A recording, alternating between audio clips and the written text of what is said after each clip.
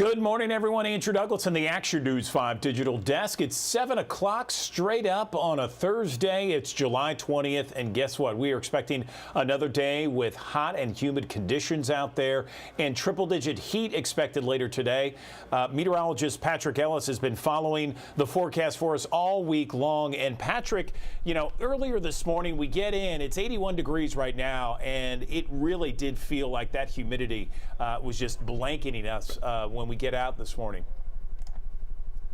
From walking outside this morning, still actively sweating right now. You have no idea, Andrew. I'm like, I'm sitting here, and I said this during the show. I was like, "Is it hot in here, y'all?" And everybody's like, "Yeah, it's a little warm." Yeah, it's toasty even inside the building. Usually, like studios are usually very cool, but for some reason here in Action News 5, a little toasty here this morning. But needless to say, I walked outside to the other side of the studio where Andrew is, and yeah, needless to say, it's a little cooler out there right now, but heat and humidity for everybody across all of the Action News 5 coverage area here today, and something that you need to be cognizant of yet again here on a Thursday. As we get closer to the weekend, which we have continued to say, cooler weather is on the way for the weekend. We just have to get there, and there's some hurdles that we got to get over to get there. Live look from our High 5 camera at the University of Memphis right now as we get going here this morning. 81 Memphis, 81 Olive Branch, Covington as well at 81, Dyersburg at 81.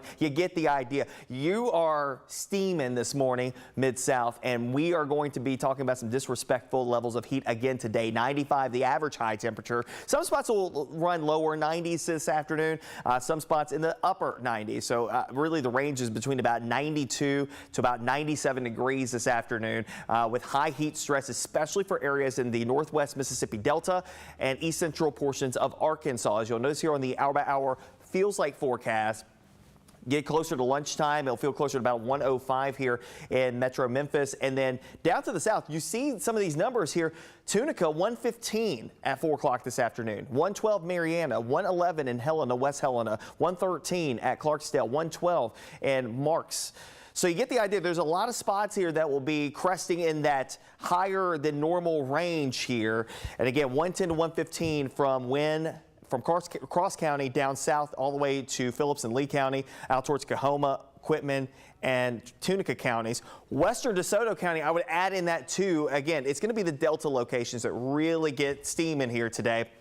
The farther north and east that you go, not as hot, but still enough that you're going to be noticing it here. Feels like 100 degrees by 4 o'clock this afternoon up around Dyersburg.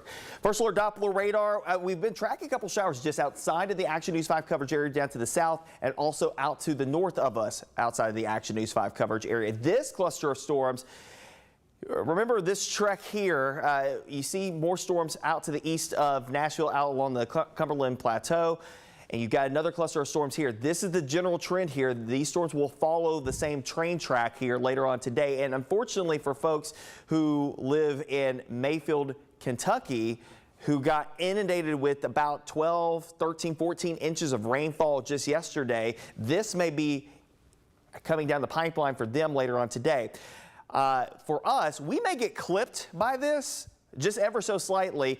Dunklin, Pemiscot, Lake Obion, as well as Dyer County might catch a shower or thunderstorm here in the next couple of hours as that shifts on through. But our main event of showers and storms probably doesn't start until after sunset this evening, around sunset, and then continues through your Friday into the early hours of Saturday morning as we get a couple of waves of showers and thunderstorms to contend with here as we get our front to sag farther down to the south. You see the heavier rain opportunities off to the north. We might get a shower or thunderstorm opportunity here in Memphis later on this evening into the overnight period. And then again on Friday, as the front shifts farther down to the south, it shifts even farther south on Saturday morning. And I think most of the rain showers that you get on Saturday morning in North Mississippi will happen prior to sunrise. But I'd say between sunrise and about 10 o'clock in the morning, that's when your best opportunities for rain will likely be there. And then it transitions over to drier weather as drier air begins to filter into the area. It's been quite steamy the last few days. It continues today and tomorrow. But again, you'll notice a difference clearance in the wake of this next front coming down the pipeline, taking us into the weekend and the start of next week. Futurecast for today, again, we've got that batch of showers and storms. You can see it behind the banner here. That will shift just across our far northernmost communities here later on today. That's lunchtime with temperatures ranging from the middle 80s to the lower 90s. So depending on where you are, how things will play out for today. Again, more clouds and opportunities for a shower or thunderstorm up towards Dyersburg and Alamo today. Then farther down to the south and west, you've got nothing but sun and clouds and heat and humidity cranking up Mariana, Tunica in the lower 90s, and we continue to trend back up into the middle to upper 90s. We'll be watching this evening. This is 5, 6 o'clock. Thunderstorms could develop over in northeastern Arkansas, and if they do, it is possible that they can make a run for the Mid-South or right through the heart of the Mid-South by the time we head towards 7, 8, 9 o'clock this evening. These could feature some strong wind potential. Keep in mind, we've got a lot of instability that will be in the atmosphere from the daytime heating. So the thunderstorms that are able to flare up this afternoon and this evening could be strong to possibly severe. Not completely out of the realm of possibility, but I will tell you right now, the modeling is not all in line with this. This is just one model's interpretation of what could happen later on today. This is not a slam dunk in the forecast. I will give what's going on up in Missouri because it's actively going on here this morning. That is a slam dunk in the forecast of seeing some showers up towards the north in the northern extent of the Action News 5 coverage area. This, on the other hand, not so much. It's something that we'll have to watch and see how it plays out as we head towards the end of the day, okay? That will shift out of here. I do believe that we'll have some opportunities for some scattered showers and storms at some point in time this evening. So we'll keep the rain chances 40 to 50%. Same thing going into your day tomorrow. A couple of waves of showers and storms will move across the Mid-South. Another heavier batch of rain and storms will likely move through sometime either late morning into the afternoon hours. And then that will pull away. And then we get ready for the front to actually make some progress down to the south. This is 1 a.m. on Saturday. 60s. Places like Blytheville down towards Somerville and Bolivar, lower 70s. Hey, we're starting to see some improvements here on the temperature side of things, and that comes by way of that front making progress down to the south. Of course, we want you to stay weather aware today. You can download the First Alert Weather app, download it in the Google Play Store and the Apple App Store. I still want to emphasize heat stress here today because, again, we still have a lot of people without power in the MLGW system, so some folks are still dealing with lack of power. And today, I think the steam is going to be a little bit more prevalent than even yesterday. But again, we've made some improvements in the power situation. Chance for a storm this evening into tonight, again tomorrow, off and on, continuing into overnight period of Friday into Saturday, and then we dry things out, going from 95 to the middle and upper 80s. Friday, Saturday, lows down in the 60s. That'll be comfortable. Early Sunday morning, going out to church services, we'll rebound to 90, low 90s into early next week. That's about where we should be for this time of the year. Notice the rain chances going down. And I will mention again, with the northerly wind coming in here, some wildfire smoke may sneak back into the fold as well through the weekend, early next week too, Andrew. Patrick, I just can't wait for Friday, Saturday. I mean, that low of 68, I mean, I'm here for it, dude. And some of the outlying areas, I think low and mid 60s. I think like places like Dyersburg and down towards Brownsville, some of those areas like 62, 63, 64. So the outlying areas will get even cooler than what we get here in the metro area, which again, 60s this time of the year is a bargain. No question about it. Patrick Ellis, thanks so much for the deep dive into the forecast. Appreciate it, man. No problem. Okay, so now let's talk about something that's going to happen about 10:30 this morning on Summer Avenue, St. Michael's Catholic Church. We know that there will be a public memorial for a highly respected orthopedic surgeon who helped so many countless people across his professional career. We have Action News 5 Cindy Gray live outside the church this morning to talk more about that and what to expect. Cindy, good morning.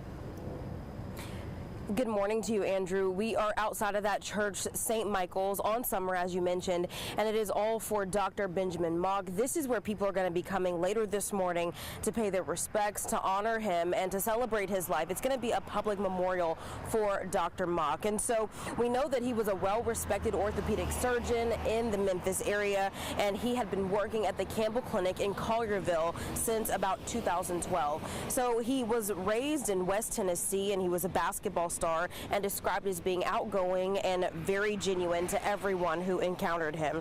His passion for healthcare actually started all the way back in 2002, and he'd go on to become a well-known, well-respected, and beloved doctor in the Memphis community. Unfortunately, Dr. Mock was killed last Tuesday. 29-year-old Larry Pickens is the man who is charged with first-degree murder. Investigators say that he shot Dr. Mock inside of an exam room after being at that clinic. The shooting is something that really stunned the entire community, especially those who work in healthcare. Now, since Dr. Mock was killed, we had spoke with a number of his former patients, and many of them had nothing but good things to say about Dr. Mock. They said that he made an impact on so many lives, and quote, that he was able to use his hands and his mind in a way that they felt like God intended for him to use.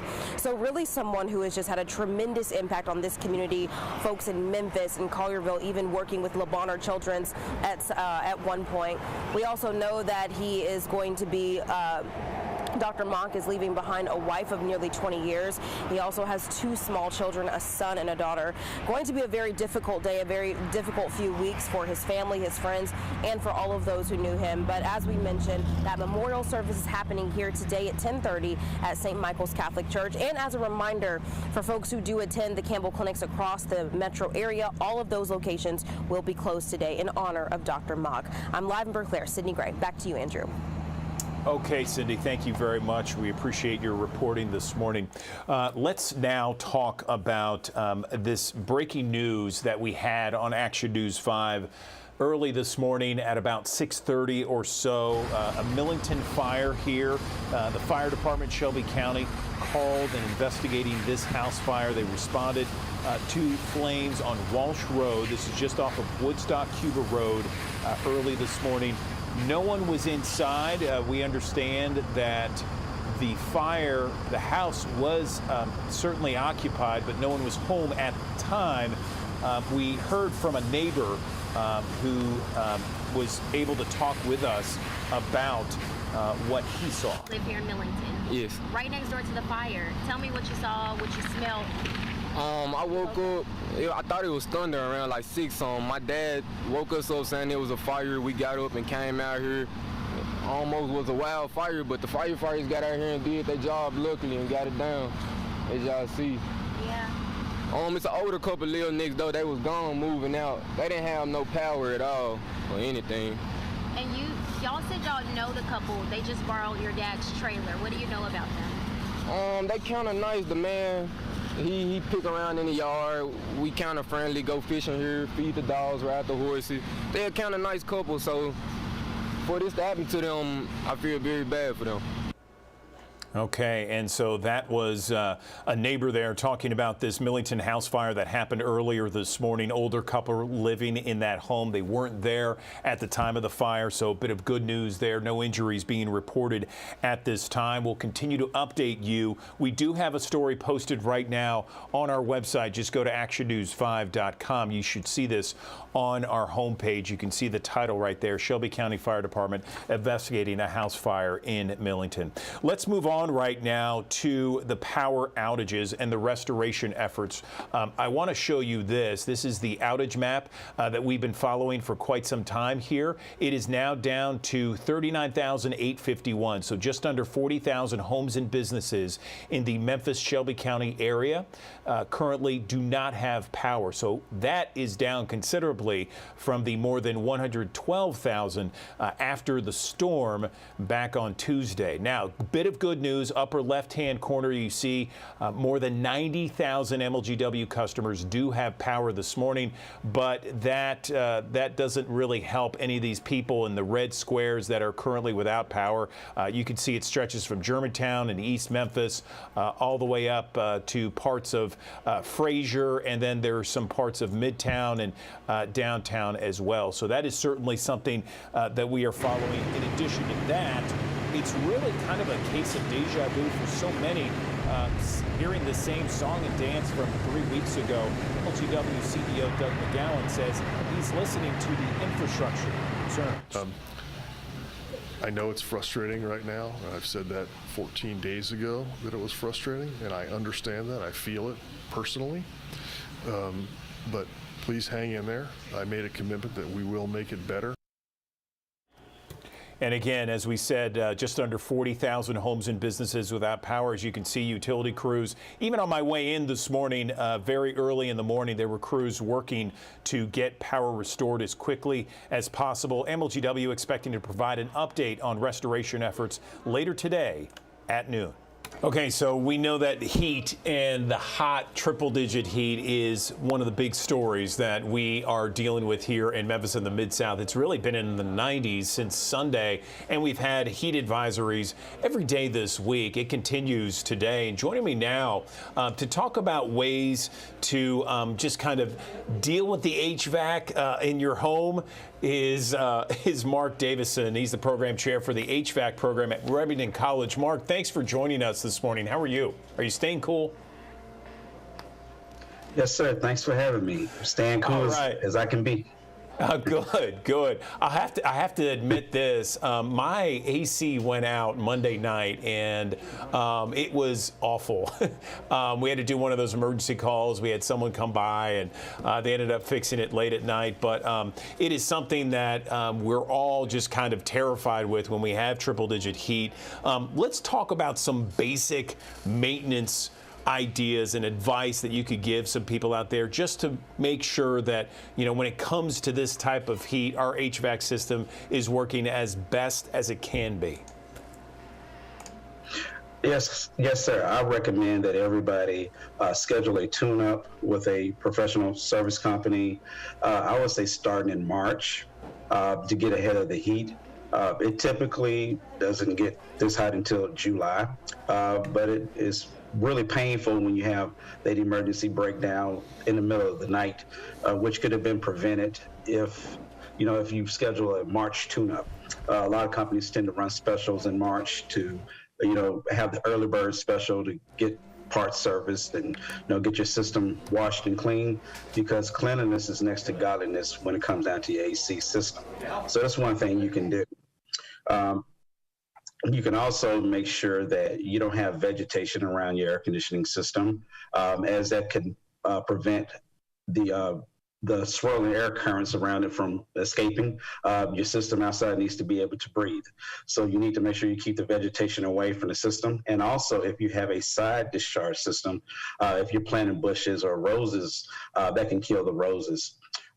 Using a programmable T-stat or thermostat will help you save money during the hot summer months, where when you're sleeping, you don't really need your house at 68 or 72. You can set it up, run a fan, that'll save you some money and also save you some run time on your system.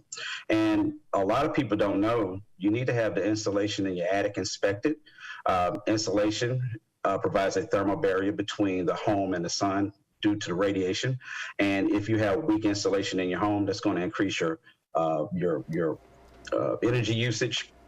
And if you have a professional come out there and inspect your insulation, that can save you on your costs of running your AC during the hot summer months.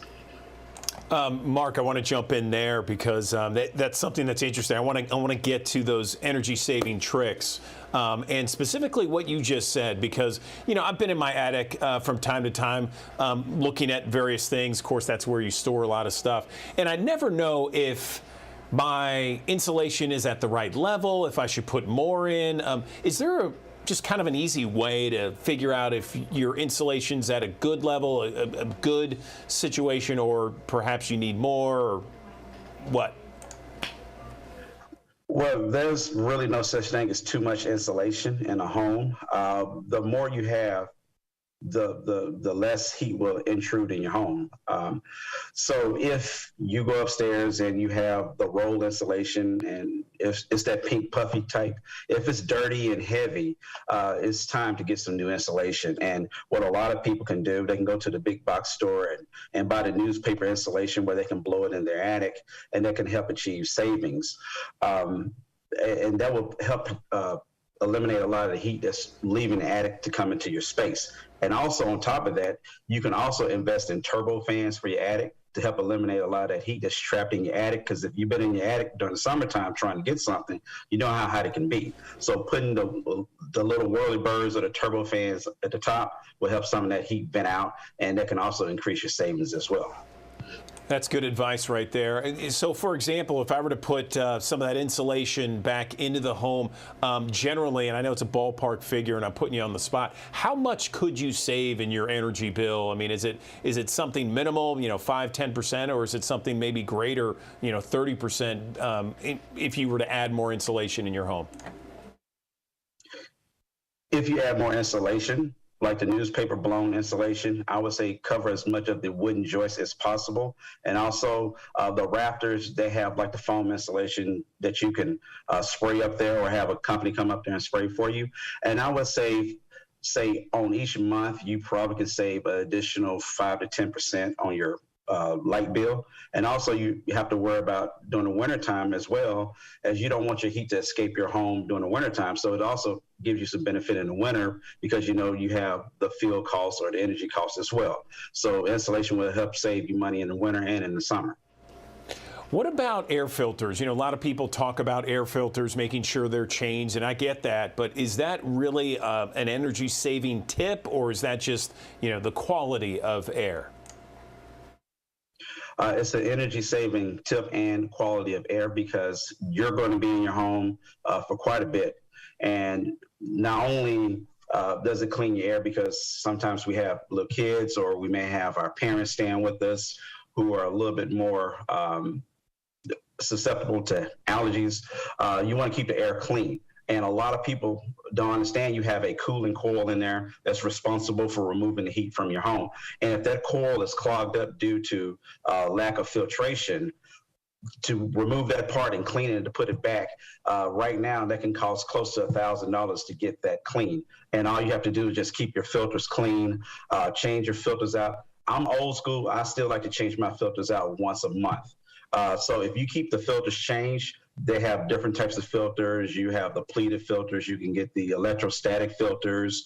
And you also can get the UV lights, which not necessarily filtration, but they help remove bacteria from your coil, which can help prevent allergies from flowing up in your home, reduce colds, and they have been proven to help with the coronavirus. So those are some things that can help you with your costs and also keeping your system running to optimal efficiency. Good advice right there, Mark. Let me ask you this, because I'm one of these people, and I know that there's plenty of others out there that unfortunately has had to deal with the AC going out at the worst possible time. Is there any kind of checklist that perhaps someone who isn't an HVAC expert, is there any checklist that maybe a homeowner can look at and say, okay, I need to go through these 4 or 5 basic steps if the AC is not working properly in order to determine if they need to call a technician to come by?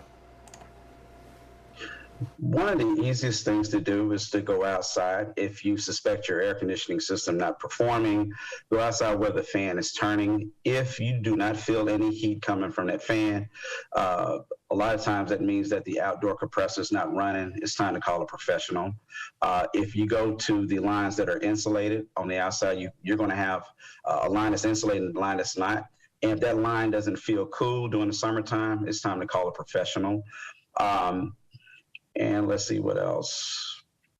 And if the light on your thermostat is not glowing, if you have a digital thermostat, I would say try to replace the battery.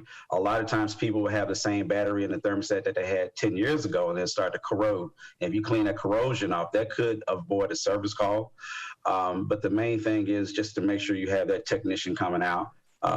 Is scheduling a visit at least once a year, because you want to catch the small problems before they become big problems. Because right now during the summer, when techs are running like 8 calls a day and sometimes they can't come out till midnight, and they charge high fees for overtime calls, it can really save you a lot of money if you take those little small steps. And keeping your air conditioning clean will reduce the pressure that it's running under, and also keeping the filters clean will also help reduce the costs and also reduce maintenance costs. So those are some of the things that people can do to help out with their air conditioning. That's some great info right there. Really appreciate you sharing that with us.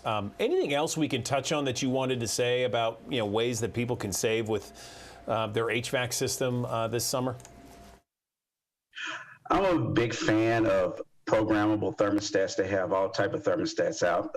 Gone are the days of the old lever type, because the EPA is really cracking down on things that can hurt the environment. So if you get a programmable thermostat while you're at work, you can set your temperature up. And I don't recommend shutting your system completely off. That allows heat to build up in your home, but at least run it at a higher temperature. Because if you can set your thermostat up 7 or 8 degrees when you're not there or when you're sleeping, then you can save on average 10 to 15% a year, which can equate to a lot of people, $200, and that can, give you an extra Christmas gift to buy somebody. So I would say get the program of thermostats. And also, when the landscaper comes through, it doesn't hurt to wash the outdoor unit off. Just make sure the grass is washed off. That will help keep the unit from being clogged up. So those are some simple things you can do. Thermostats have come down in price a lot. So you can get one relatively reasonable at a big box store, or you can, get a high-end one that can operate with your smartphone. So it's kind of, you pick your poison on that, but it does help with the cost.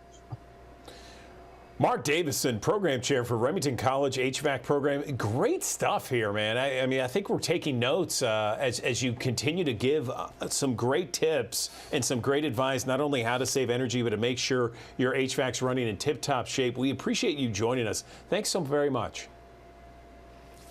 Thanks for having me. I really appreciate it. I'm joined now on the Action News 5 digital desk by Dr. Mike. He is a board-certified family medical physician. He's also a YouTube star. He's joining us to unveil a first-of-its-kind mixed reality experience that can improve the blood donation experience and help attract new owners. Dr. Mike, tell us about this new experience for blood donors. Good morning. Good morning, Andrew. Thank you so much for having me. I'm really excited to talk about this, especially at this crucial time, being that it's summer.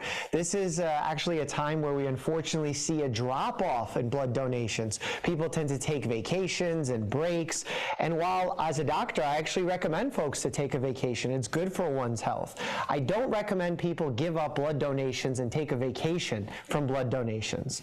So what I would ultimately have people do is visit BeTheOneDonor.com/mixedreality to find out about this cool new experience that's very tech focused, targeting the younger generations, very specifically because over the last 10 years, we've actually noticed a 30% drop off in blood donations by those under the age of 30. And Abbott and Blood Centers of America are hopeful this new technology will get them all excited about it.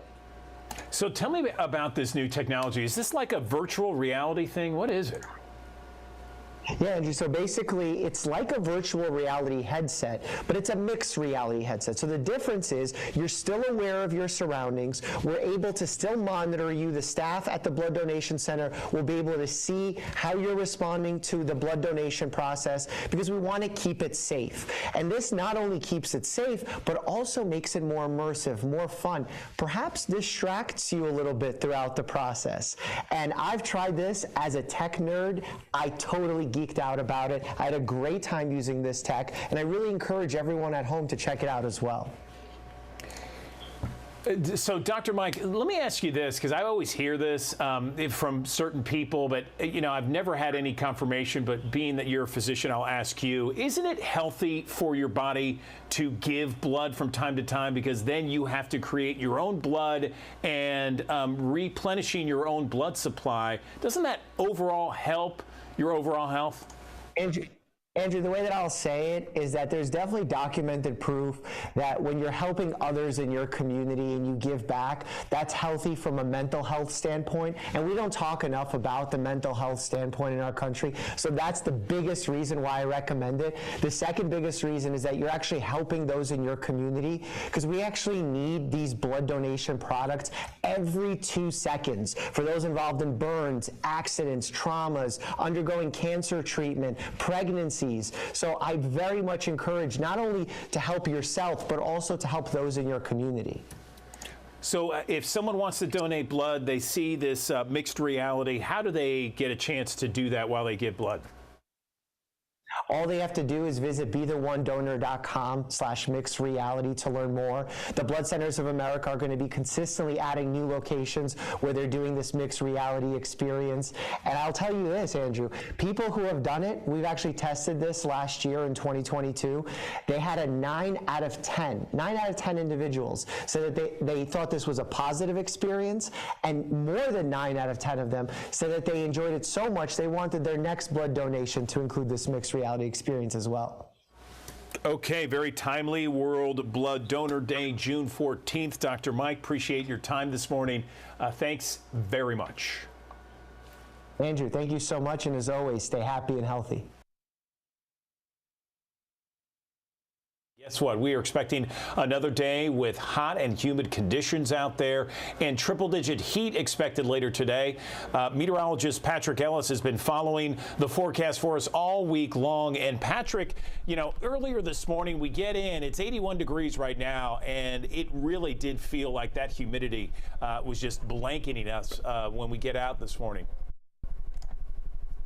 From walking outside this morning, still actively sweating right now. You have no idea, Andrew. I'm like, it's like I'm sitting here. And I said this during the show. I was like, "Is it hot in here, y'all?" And everybody's like, "Yeah, it's a little warm." Yeah, it's toasty even inside the building. Usually, like studios are usually very cool, but for some reason here in Action News 5, a little toasty here this morning. But needless to say, I walked outside to the other side of the studio where Andrew is, and yeah, needless to say, it's a little cooler out there right now, but heat and humidity for everybody across all of the Action News 5 coverage area here today, and something that you need to be cognizant of yet again here on a Thursday. As we get closer to the weekend, which we have continued to say, cooler weather is on the way for the weekend. We just have to get there, and there's some hurdles that we got to get over to get there. Live look from our High 5 camera at the University of Memphis right now as we get going here this morning. 81 Memphis, 81 Olive Branch, Covington as well at 81, Dyersburg at 81. You get the idea. You are steaming this morning, Mid-South, and we are going to be talking about some disrespectful levels of heat again today. 95, the average high temperature. Some spots will run lower 90s this afternoon, some spots in the upper 90s. So really the range is between about 92 to about 97 degrees this afternoon with high heat stress, especially for areas in the northwest Mississippi Delta and east central portions of Arkansas. As you'll notice here on the hour-by-hour feels like forecast. Get closer to lunchtime, it'll feel closer to about 105 here in Metro Memphis. And then down to the south, you see some of these numbers here. Tunica, 115 at 4 o'clock this afternoon. 112 Mariana, 111 in Helena, West Helena, 113 at Clarksdale, 112 in Marks. So you get the idea. There's a lot of spots here that will be cresting in that higher than normal range here. And again, 110 to 115 from Cross County down south all the way to Phillips and Lee County, out towards Coahoma, Quitman, and Tunica counties. Western DeSoto County, I would add in that too. Again, it's going to be the Delta locations that really get steaming here today. The farther north and east that you go, not as hot, but still enough that you're going to be noticing it here. Feels like 100 degrees by 4 o'clock this afternoon up around Dyersburg. First alert Doppler radar. We've been tracking a couple showers just outside of the Action News 5 coverage area down to the south and also out to the north of us outside of the Action News 5 coverage area. This cluster of storms, remember this trek here, you see more storms out to the east of Nashville, out along the Cumberland Plateau. And you've got another cluster of storms here. This is the general trend here. These storms will follow the same train track here later on today. And unfortunately for folks who live in Mayfield, Kentucky, who got inundated with about 12, 13, 14 inches of rainfall just yesterday, this may be coming down the pipeline for them later on today. For us, we may get clipped by this just ever so slightly. Dunklin, Pemiscot, Lake, Obion, as well as Dyer County might catch a shower or thunderstorm here in the next couple of hours as that shifts on through. But our main event of showers and storms probably doesn't start until after sunset this evening, around sunset, and then continues through your Friday into the early hours of Saturday morning as we get a couple of waves of showers and thunderstorms to contend with here as we get our front to sag farther down to the south. You see the heavier rain opportunities off to the north. We might get a shower or thunderstorm opportunity here in Memphis later on this evening. into the overnight period. And then again on Friday, as the front shifts farther down to the south, it shifts even farther south on Saturday morning. And I think most of the rain showers that you get on Saturday morning in North Mississippi will happen prior to sunrise. But I'd say between sunrise and about 10 o'clock in the morning, that's when your best opportunities for rain will likely be there. And then it transitions over to drier weather as drier air begins to filter into the area. It's been quite steamy the last few days. It continues today and tomorrow. But again, you'll notice a difference in the wake of this next front coming down the pipeline, taking us into the weekend and the start of next week. Futurecast for today. Again, we've got that batch of showers and storms. You can see it behind the banner here. That will shift just across our far northernmost communities here later on today. That's lunchtime with temperatures ranging from the middle 80s to the lower 90s. So depending on where you are, how things will play out for today. Again, more clouds and opportunities for a shower or thunderstorm up towards Dyersburg and Alamo today. Then farther down to the south and west, you've got nothing but sun and clouds and heat and humidity cranking up Mariana, Tunica in the lower 90s, and we continue to trend back up into the middle to upper 90s. We'll be watching this evening. This is 5, 6 o'clock. Thunderstorms could develop over in northeastern Arkansas, and if they do, it is possible that they can make a run for the Mid-South or right through the heart of the Mid-South by the time we head towards 7, 8, 9 o'clock this evening. These could feature some strong wind potential. Keep in mind, we've got a lot of instability that will be in the atmosphere from the daytime heating. So the thunderstorms that are able to flare up this afternoon and this evening could be strong to possibly severe. Not completely out of the realm of possibility, but I will tell you right now, the modeling is not all in line with this. This is just one model's interpretation of what could happen later on today. This is not a slam dunk in the forecast. I will give what's going on up in Missouri because it's actively going on here this morning. That is a slam dunk in the forecast of seeing some showers up towards the north in the northern extent of the Action News 5 coverage area. This, on the other hand, not so much. It's something that we'll have to watch and see how it plays out as we head towards the end of the day, okay? That will shift out of here. I do believe that we'll have some opportunities for some scattered showers and storms at some point in time this evening. So we'll keep the rain chances 40 to 50%. Same thing going into your day tomorrow. A couple of waves of showers and storms will move across the Mid-South. Another heavier batch of rain and storms will likely move through sometime either late morning into the afternoon hours, and then that will pull away, and then we get ready for the front to actually make some progress down to the south. This is 1 a.m. on Saturday. 60s. Places like Blytheville down towards Somerville and Bolivar, lower 70s. Hey, we're starting to see some improvements here on the temperature side of things, and that comes by way of that front making progress down to the south. Of course, we want you to stay weather aware today. You can download the First Alert Weather app, download it in the Google Play Store and the Apple App Store. I still want to emphasize heat stress here today because, again, we still have a lot of people without power in the MLGW system, so some folks are still dealing with lack of power. And today, I think the steam is going to be a little bit more prevalent than even yesterday. But again, we've made some improvements in the power situation. Chance for a storm this evening into tonight, again tomorrow, off and on. Continuing into overnight period of Friday into Saturday, and then we dry things out, going from 95 to the middle and upper 80s. Friday, Saturday, lows down in the 60s. That'll be comfortable.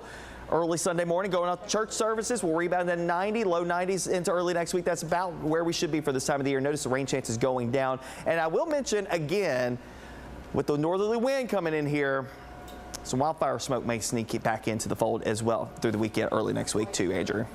Patrick, I just can't wait for Friday, Saturday. I mean, that low of 68, I mean, I'm here for it, dude. And some of the outlying areas, I think low and mid 60s. I think like places like Dyersburg and down towards Brownsville, some of those areas like 62, 63, 64. So the outlying areas will get even cooler than what we get here in the metro area, which again, 60s this time of the year is a bargain. No question about it. Patrick Ellis, thanks so much for the deep dive into the forecast. Appreciate it, man. No problem. Okay, so now let's talk about something that's going to happen about 10:30 this morning on Summer. Okay, I want to tell you about patients with diabetes, hypertension, high cholesterol, gastrointestinal, or kidney disease. It's the first line of defense in managing and controlling these illnesses. And for everyone else, it's a tool to prevent those conditions from happening in the first place. We know that registered dietitians see firsthand how a nutritious diet is directly linked to preventing and managing so many different serious health conditions out there. I'm joined on the Action News 5 digital desk by Megan Talley. She's a clinical dietitian with Regional One Health. Megan, good morning to you. Let's talk about medical nutritional therapy. I really haven't heard that term before. Tell me what it means. Sure thing. So medical nutrition therapy is basically individualized personal counseling informed by empirical research in nutrition to help manage the symptoms of chronic disease. Excellent. So, so this is something that you're obviously quite familiar with at your practice. Is it something where anyone can? Is this somewhere where anyone can get some of your expertise? I mean, is it someone that's looking for a new kind of diet, just a menu planner, lose weight? I mean, how does this incorporate Memphis and the Mid-South? Oh gosh. Well, like I said, it helps manage chronic diseases. Sure, we talk about meal plans, we talk about exercise as part of it, but really we also focus on preventative. We love for healthy people to stay healthy as well as to sick people to help manage those symptoms. So good nutrition is a good foundation for anybody in the South, in the North, across the world to just help improve their health and keep it healthy longer. I know I'm saying health a lot, but that is our focus. Yeah, no question. I mean, everyone's trying to eat better. They're trying to eat healthier. They're trying to better their lives and have a good quality of life later in life. And certainly, you got to start with your diet. What kind of results have you seen, both with, I guess you could say, if you want to say, average people and those with serious ailments, like we were mentioning off the top, diabetes, hypertension, high cholesterol, that sort of thing? Well, the big ones are, along with managing those symptoms, a lot of people can reduce medications, can just in general feel a lot better. And some people can even stave off or even avoid certain surgeries. So again, it's about the quantity and quality of life overall. How long have you been doing this, and what's been some of the feedback you're getting from some of your patients? Well, I've been here at Regional One for almost a year now, a dietitian for about 3.5. Really, I get a lot of feedback mostly from diabetic patients. Again, food is a major part of diabetes, counting carbohydrates, managing your protein levels, routine and pharmacology. But a lot of diabetics think they're just kind of doomed to have kidney issues, heart issues, this slow decline of health, when really good nutrition is a big part of keeping your blood sugars well, not having problems with eyes, with kidneys, with feet and hand pain. Even if you have a long family history of these kind of issues, diabetes, heart conditions, high blood pressure, you can push that off pretty far in the future if you take care of yourself now. There are so many people that are, trying to improve their lives and trying to, figure out, what's the best diet for them. If there was a mistake that you see more and more people doing when it comes to eating right, when it comes to eating healthy, what would that one mistake be? You really hit on my pet peeve. I, for one, can't stand fad diets. I feel like they promise these big results for people when really the best thing for you is to try little changes at first. If people suddenly go, say, keto or the melon diet or the cabbage soup diet, sure, you might lose weight because you're eating less. You're thinking more about what you're eating. But in the long term, these kind of big changes all at once aren't sustainable. So after a while, you might lose some weight. You'll go right back to eating the way you did, and you'll feel like, oh, all this eating right thing's a bunch of hooey. But if you just make these small changes, changing soda to water, for instance, is a big one right there that a lot of people can improve their health through. And that's far more sustainable. You're less likely to get burnt out on having to think about it all the time. Really, just general healthy eating is way easier and way better for you than any fancy fad diet or sudden intense change. No, I like that. Yeah, the fad diets. I mean, you want something that's sustainable, that you can change your eating habits over the long term, and something that you can have for many, many months and years going forward. What are some other simple things that we can do to improve our eating each and every day? You know, if you had to put a bullet point list, maybe 3 bullet points that people can do each and every day to improve their health, improve their diet, what would it be? I already mentioned the drinks one. We in the South especially love our sodas, love our sweet tea, but they don't really provide us much nutritionally, and they usually pump on the calories. Another one, cooking methods are really great if we cut down on some deep frying, some skillet frying, do more baking, broiling, a lot less fat, a lot better for your heart. Still a lot of flavor, as long as you're adding spices, herbs, that kind of thing. Drinking plenty of water, especially now that it's so hot out, really important to be hydrated.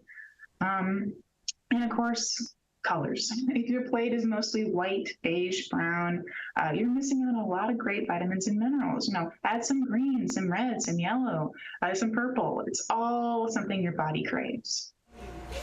I'm curious because, you know, it's a big thing for many of us who work early in the mornings, what to have for breakfast. And some people like to skip. Some people like to have a big breakfast. Some people have maybe just something very small. When it comes to breakfast, what's the ideal breakfast for a clinical dietitian like yourself, Megan? Well, I, for one, have a nice bowl of oatmeal. It's a great whole grains, so high in fiber, keeps me fuller longer. I actually make mine with a couple of eggs too, and some nuts, so some protein. Protein and carbs together is not just for diabetics, it's for us too.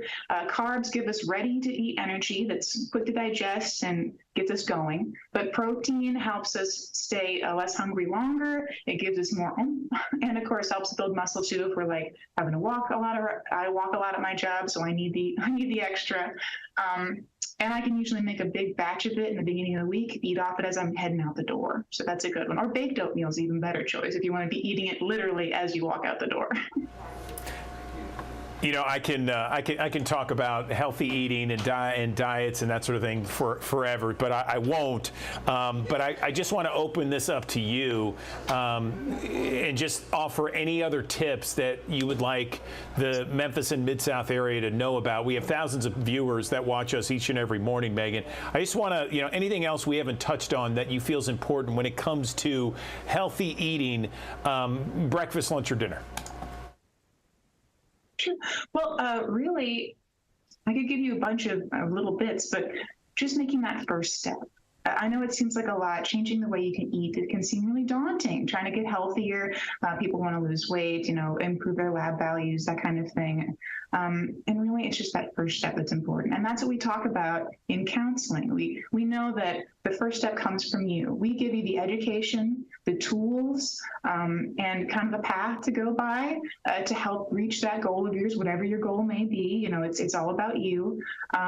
So I encourage folks to come talk to us. We'd love to speak with you, make you our patient. I'll meet you myself. I'm one of the only outpatient dietitians right now. We're trying to build our team. So if anyone wants to give us a call down at 901-545-7542, be glad to come see you. Okay, Megan Talley, you're part of the medical nutritional therapy area of Regional One Health, and I'm sure that if people didn't get that phone number, they can just kind of look you up in a search and find you. Medical nutritional therapy for everyone, right? Sure. Okay. Fantastic. All right. Well, listen, we really appreciate you. Thank you very much for joining us, and I appreciate the insight.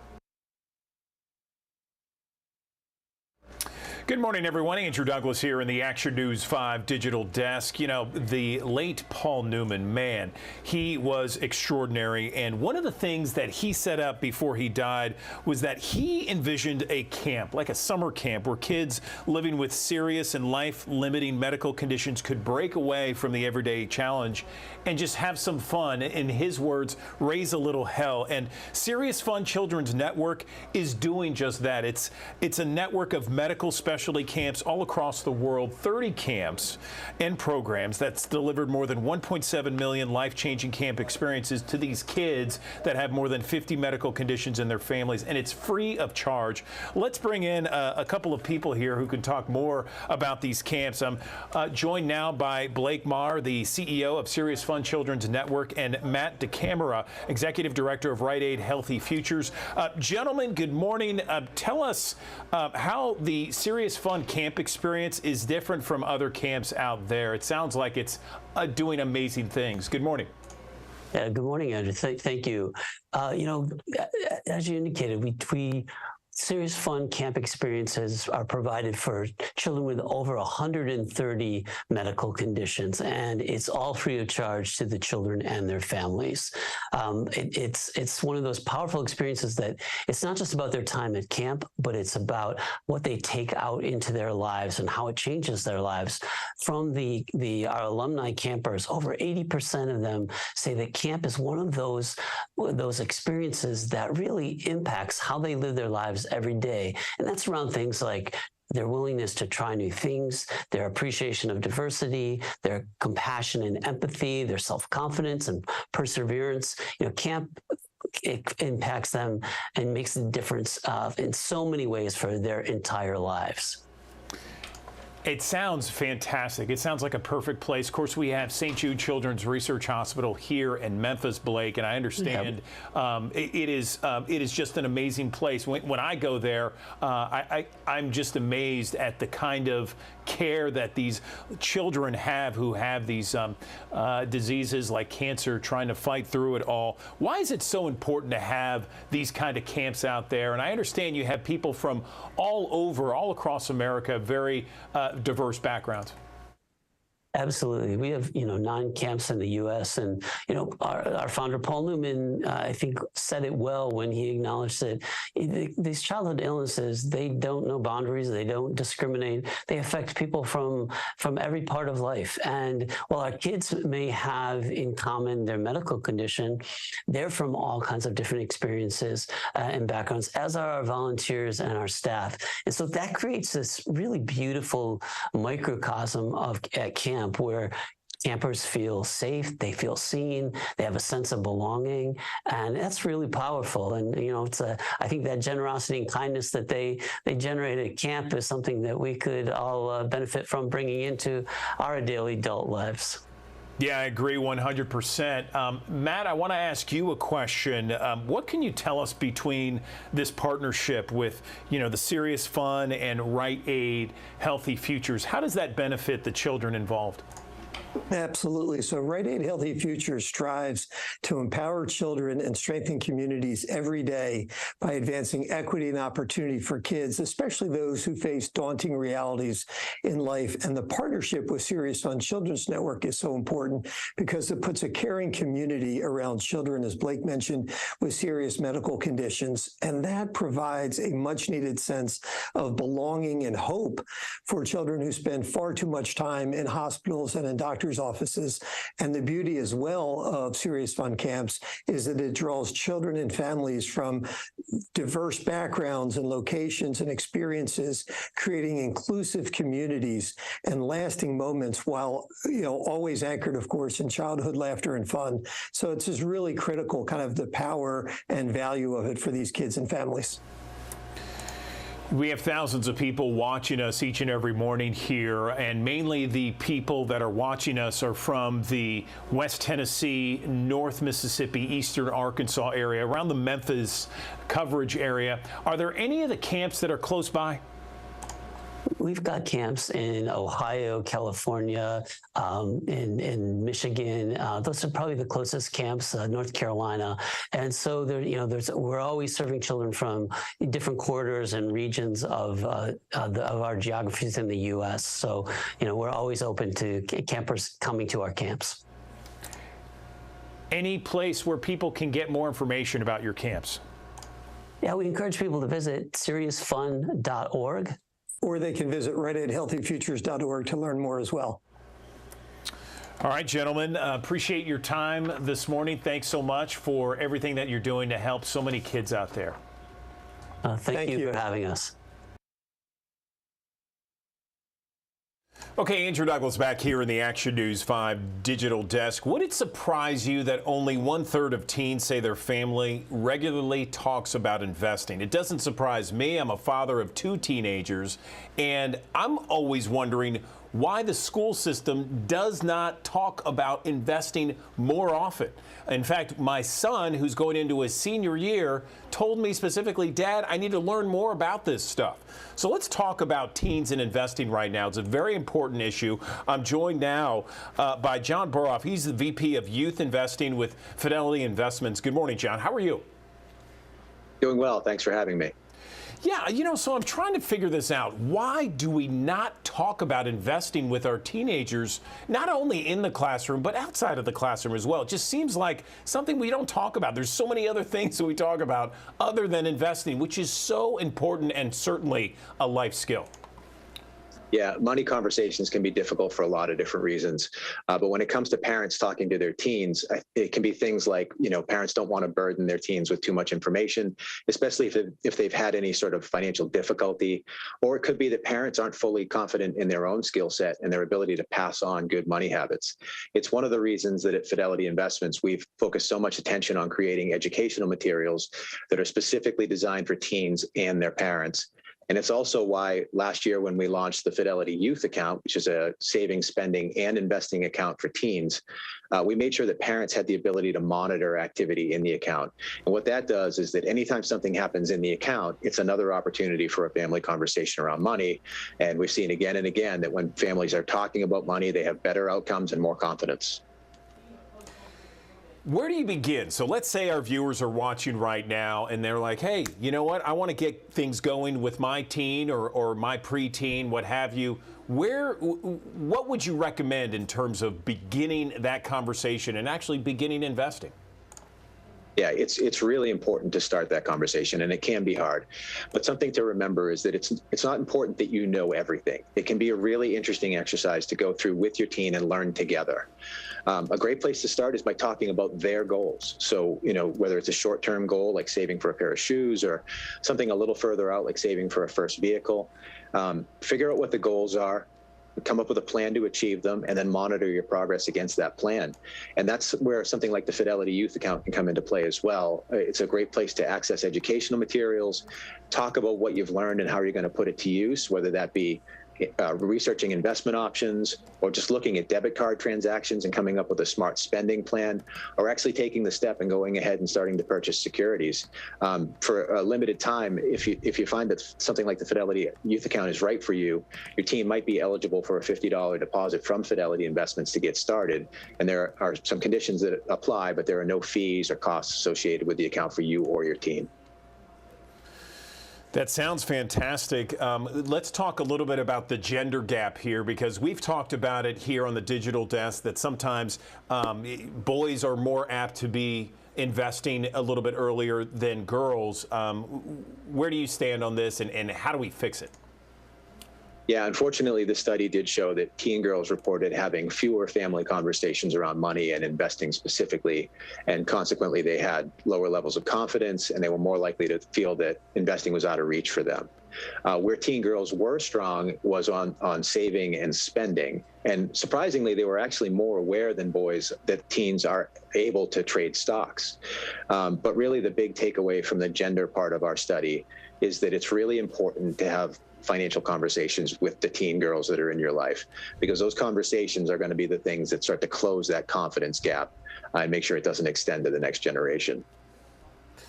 They'll come home and say, Dad, what's a Roth, or what's an IRA? I mean, are there certain funds that we should begin with our teens in terms of investing? I mean, my wife and I, of course, we had the 529s, and we have our own 401ks with our respective companies.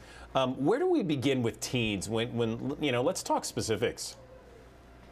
Yeah, again, that's going to be really unique to the individual circumstances. So the key is to get educated. So when you're talking about a Roth IRA, it's primarily a retirement vehicle. Understanding that what that is and what the investment philosophy within it would be, if that's what your goal is, or a brokerage account, an investing account. It's really going to depend on the individual circumstances. But the key to all of it is getting educated and having access to a trusted advisor, whether that's a Fidelity or a parent or someone else in your life, to be able to help educate you on what the different vehicles are and what the different investment options within those are. But it's really unique to individual goals and circumstances. So a lot of people want to know more about investing, John, and where can they go to get some more investing information just to get started and realize that, okay, they got teens at home. I want to get them involved. I want to educate them on investing. Where can they go? Yeah, the best place to get started is fidelity.com/youth. Okay, and what's there exactly? You'll find out more information about the Fidelity Youth account. You'll be able to access some of the educational materials, and you'll have links to a lot of the questions about the specific investment options that you were mentioning earlier. Okay, John Boroff, VP Youth Investing, Fidelity Investments. Thank you so much. We appreciate it, and have a great weekend. You too. Thanks. Americans are still dealing with so much inflation. It's everywhere you go, whether you're trying to buy a car, whether you're at the grocery store, maybe you want to hop on a flight, go see family and friends. You got to deal with some serious high prices as the result of inflation. And Americans are also facing difficulties when it comes to renovations and maybe getting a new home or considering buying another for a loved one. So let's talk about ways that, first off, how the economy impacts home buyers and ways that people can really maybe kind of benefit from this current state of affairs. I'm joined now by the Discover Home Loans VP and CMO, Rob Cook. He's on hand to provide some insights on the topic of inflation and how we can leverage home loans to renovate homes or afford a new one. Rob, tell us how inflation is impacting Americans' ability to renovate or purchase a new home. Good morning. Good morning, Andrew, and thanks for having me. It's a great question. It's one that we had ourselves. So we went out and surveyed about 1,500 Americans to ask them that very question. How is today's economy, with this dual challenges of higher interest rates and higher inflation, impacting their financial decisions when it comes to renovations and home buying? So first, in terms of inflation, one of the places we're seeing the impact the greatest is in the home renovation market. So when we asked homeowners how has inflation impacted their plans for home renovation, about 59% actually said they were delaying their home improvement projects altogether, and about 25% said they're continuing them, but at a much smaller scope. I myself am about to do a renovation myself for my kitchen, and we're looking at our budgets and definitely looking at and factoring into inflation into our decision-making process. So many people are trying, Rob, to figure out a way to kind of circumvent or get around this this giant juggernaut of inflation that we are still dealing with today. Is there any way to really kind of get around it when it comes to renovations, when it comes to home buying? Because it's so hard to deal with. Even though we see current inflation rates are down to like 2 or 3%, it's still, that's compounded of what we were dealing with last year when it was like 10%. I mean, that doesn't go away, and it's so rare when prices actually go down. So how do we get beyond this? Yeah, I think you're right. It's not something you really necessarily get beyond, but you do need to manage, right? And so I encourage anyone who's considering these type of projects to do their homework. And understand how much their project is going to cost. What we found in our survey is that a lot of times people are surprised, and about over 50% as they started a project were surprised that the costs were higher than they anticipated. So as you think about your budget, plan a little extra padding there, because the prices may end up being more than you anticipated. And you don't want to be hit with an unwelcome surprise by a project that costs more than your budget can afford. What about a home equity loan? I'm hearing that may help homeowners kind of lessen the blow of inflation. Explain that to me. Yeah, we're seeing actually, and just for all, just a level set, a home equity loan is a loan that allows people to tap into the equity in their home. And we're seeing actually a lot of homeowners look at this as a really good option for them. And the reason why that is a couple of factors. One is that in today's interest rate environment, whatever you want to do, if you have a primary mortgage, which is at a low rate, in most cases, you want to make sure you maintain that primary mortgage because you're not going to be able to get a mortgage at the same or a better rate. And so what a home equity loan allows homeowners to do is to gain access to funds and maintain the rate they have on their primary mortgage. Second benefit is that the rate on their home equity loan is typically much lower than other financial alternatives because it is backed by the equity in your home. And finally, people should be mindful of sort of costs associated with any kind of lending transaction. And some lenders, like Discover Home Loans, allow you to do a home equity loan with zero origination costs or cash due at closing. What else can we talk about when it comes to renovation and home buying, Rob? I mean, it's certainly something that people are going to be in the market no matter, what time period we're a part of. There's always a generation that's looking for homes or trying to renovate. Yeah, for sure. And definitely people need to factor in particularly interest rates in terms of their decision process as they think about potentially buying a new home, because that does assumptions around how much a new mortgage would cost you is very different in today's environment than it was even 18 months ago, where rates were literally half of what they are today. So a mortgage on a property that you would otherwise would have a certain budget, it could be 50% higher now in terms of that monthly payment. And so you do need to factor it into your budget. And we are seeing some pullback there in terms of buying new homes. About 42% of people in our survey actually have decided to pause their home buying process. That said, another thing that's sort of factoring into people's decisions, like do I buy or do I renovate? There's still a general bias towards renovation. About 80% of people would much rather renovate their existing home than go through the process of buying a new one. And people are thinking through in terms of also what kind of projects they want to do with the home renovation. The good news is that a lot of those renovations can be done in a way that sort of increases the value of your home over the long run. In fact, 80% of our respondents see the value in a home renovation project, and are investing in things that improve sort of the curbside appeal of their home. We're also seeing a growing demand for eco or green type of investments that improve the efficiency of your home. About 60% of people that are doing home renovations are doing those type of renovations. It's an interesting conversation, certainly, Rob. If people want some more information, we have thousands of viewers that watch us each and every morning. Where can they go for more information about this topic? Yeah, so you can go to discoverhomeloans.com. We have a whole host of resources to help homeowners with these type of decisions. We have calculators that allow people to understand how much different loan options will impact their budget, how much money they could potentially save through a debt consolidation, and as well as articles and the like that would help them figure out which financing option is really the best for their particular situation. And if they have additional questions, they can call one of our personal bankers and they can help them understand what options may be available to them. Great conversation, Rob Cook. We appreciate it, and thanks so much for your time. Yeah, thanks for having me. Guess what? We are expecting another day with hot and humid conditions out there and triple-digit heat expected later today. Meteorologist Patrick Ellis has been following the forecast for us all week long. And Patrick, earlier this morning we get in, it's 81 degrees right now, and it really did feel like that humidity was just blanketing us when we get out this morning.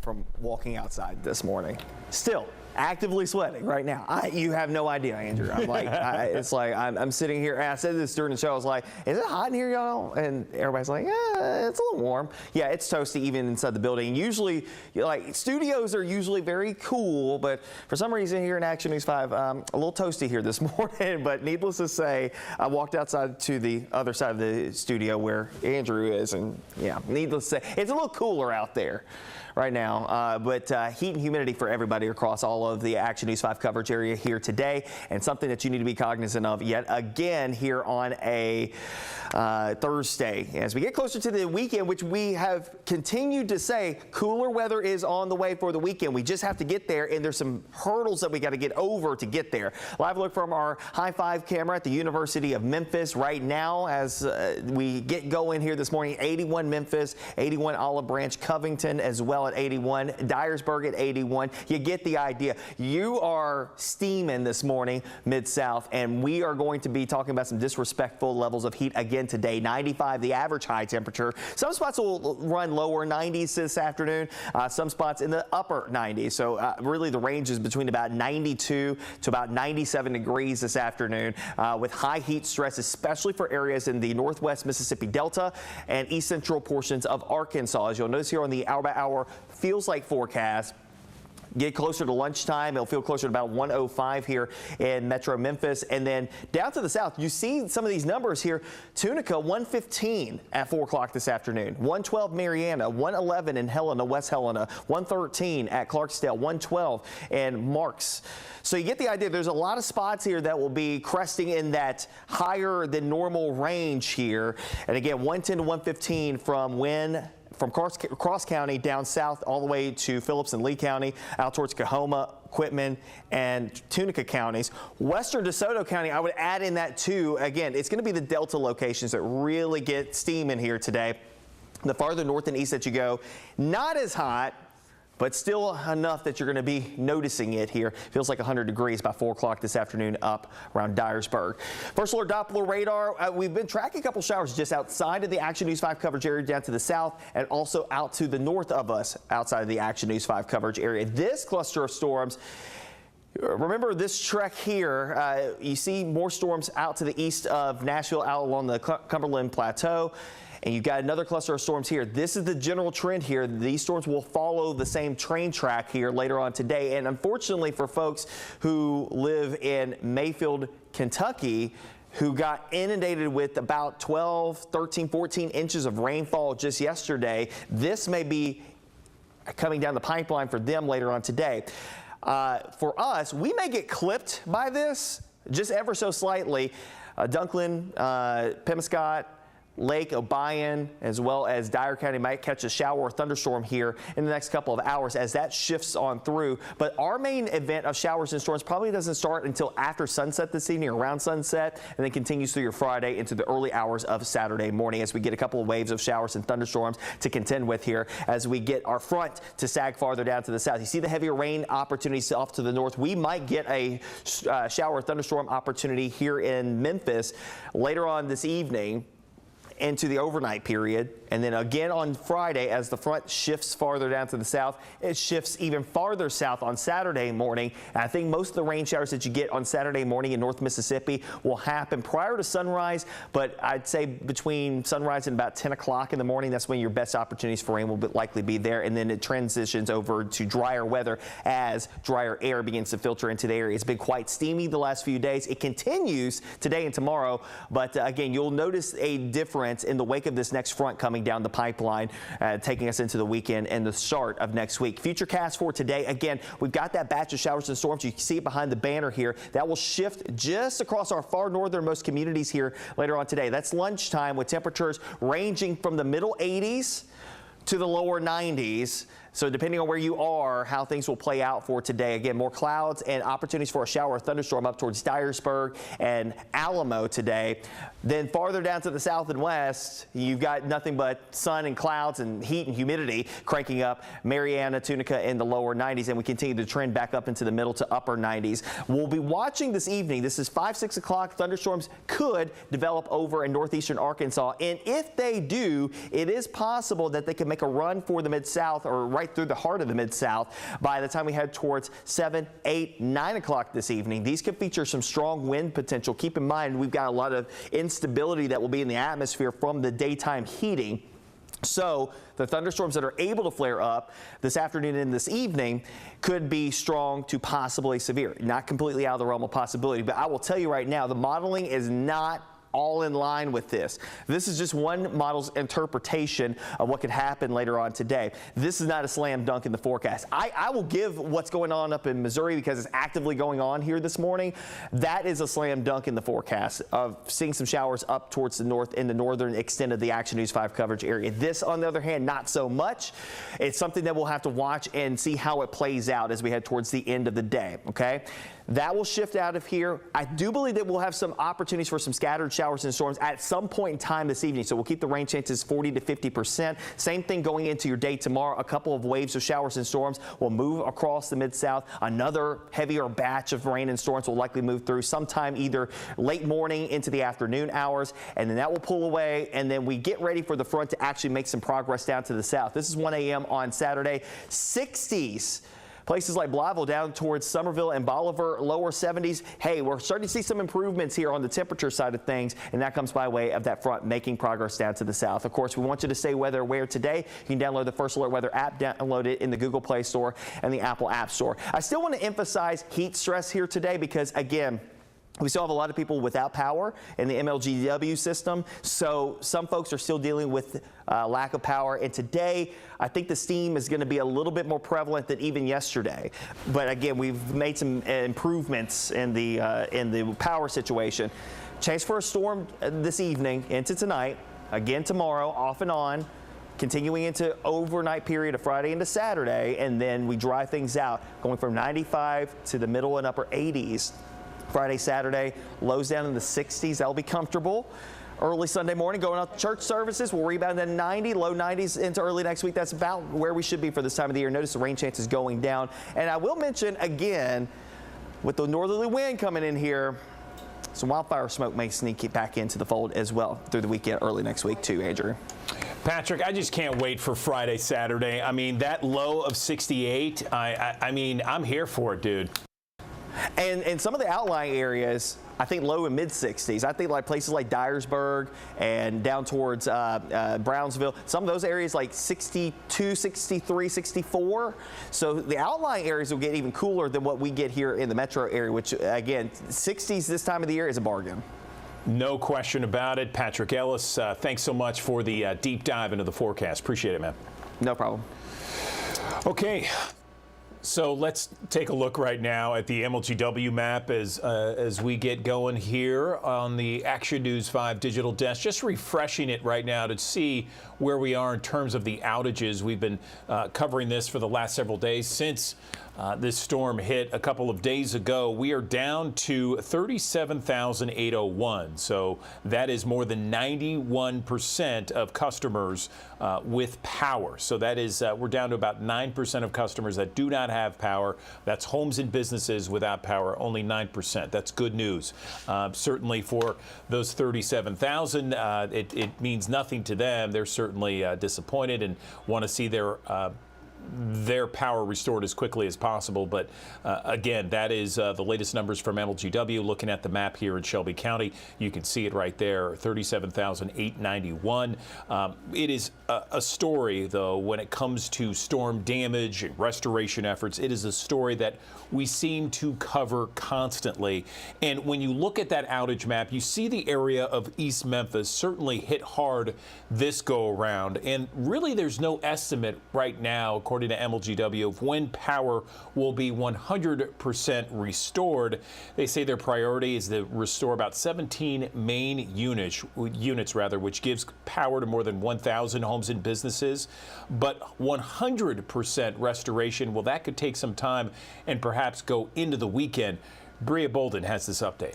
Thousands of businesses and people like Brandon Moss and his son Henry are cleaning up a mess left behind after Tuesday's severe thunderstorm blew through Shelby County. My mom, she heard like a little bit of thunder. Me and her went to the hallway as fast as we could.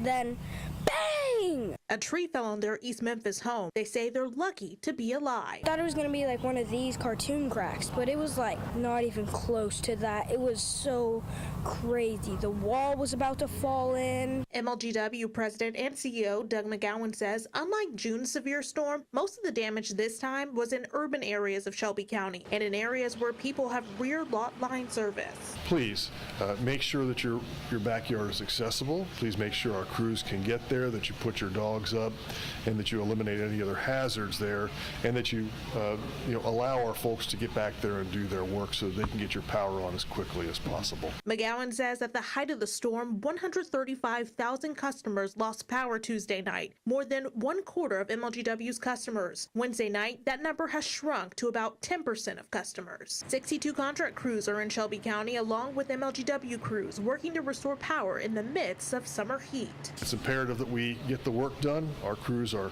incredibly dedicated, and despite those challenges, they are out there working as hard as they can to get the power restored. Like these crews on South Germantown Road in Stout, and these on Winchester, where at least 7 people were trapped in their cars after 11 poles came crashing down Tuesday night. MLGW says substations struck by lightning knocked out power, high wind pulled down power lines and poles, and trees and limbs made the problems worse. Bria Bolden reporting there. Not all victims from Tuesday's storm were human. The Dyersburg Police Department released this picture here asking for prayers for a beloved K-9 officer struck by lightning. They say that K-9 Rex was off duty home with his handler, Officer Brandon Haynes, when lightning struck near his kennel.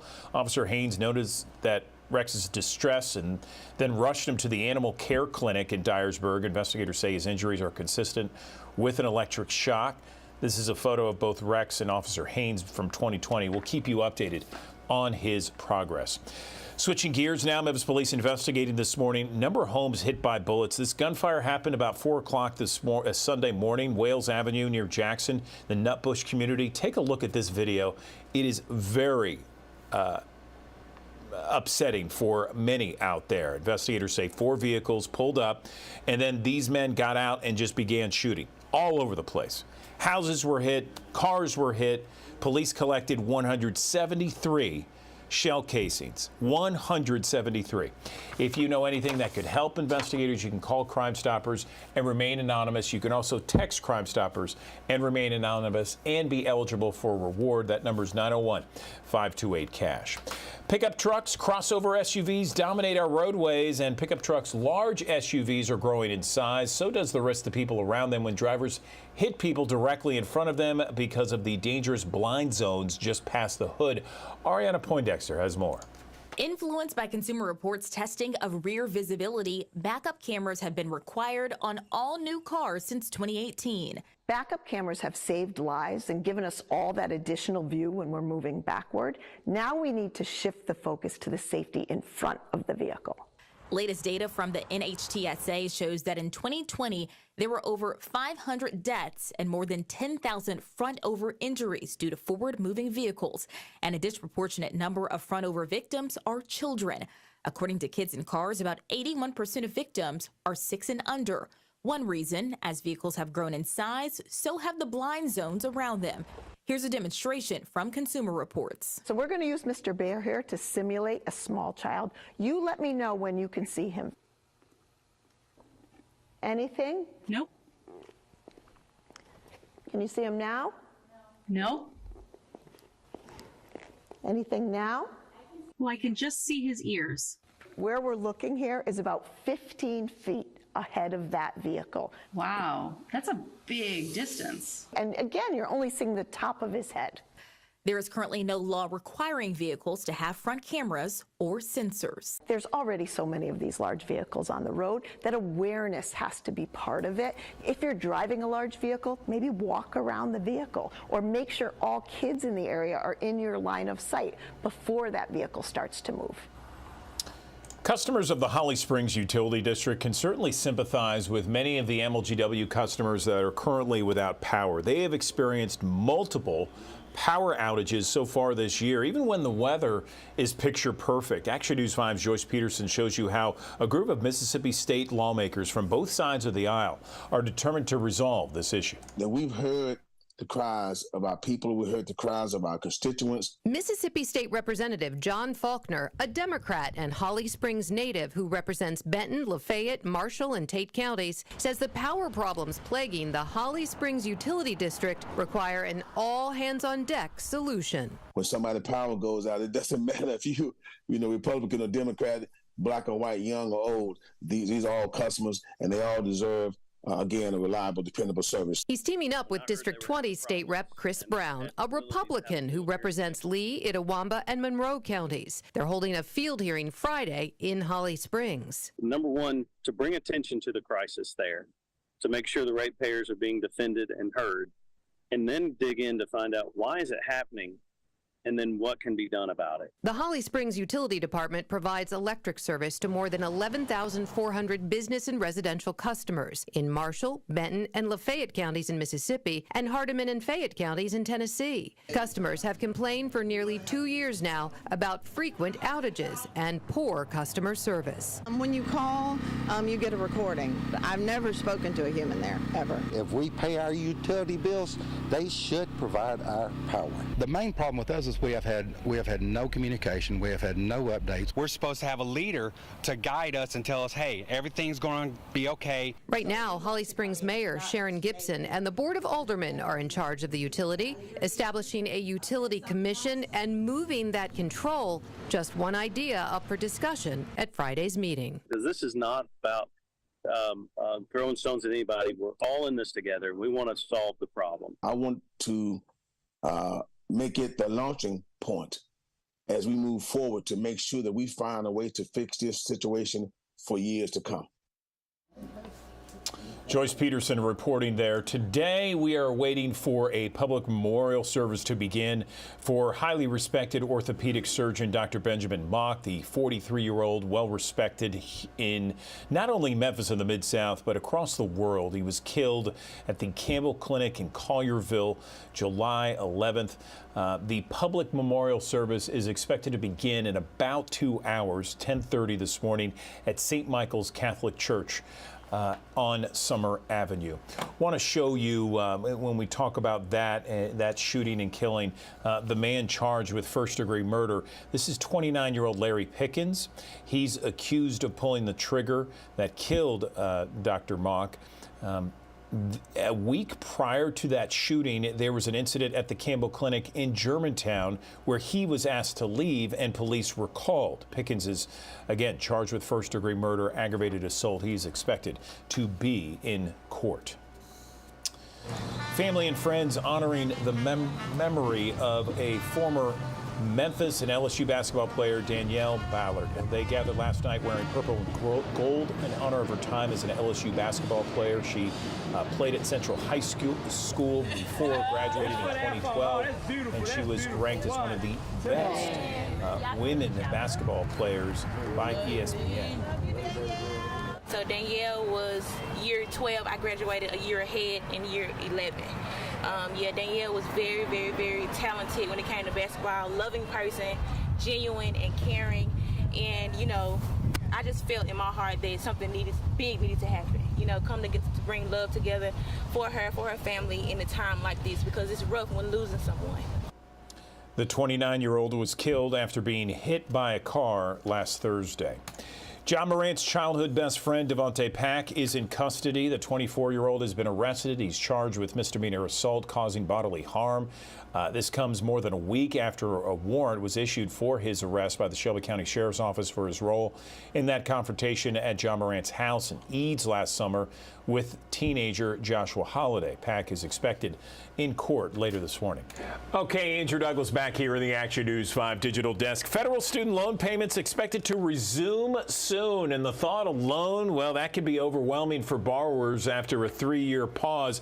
Let's bring in financial pro Mark Henry back to the Action News 5 digital desk. He's founder and CEO of Alloy Wealth Management, and he's going to talk to us about some of the things we should do to prepare our finances.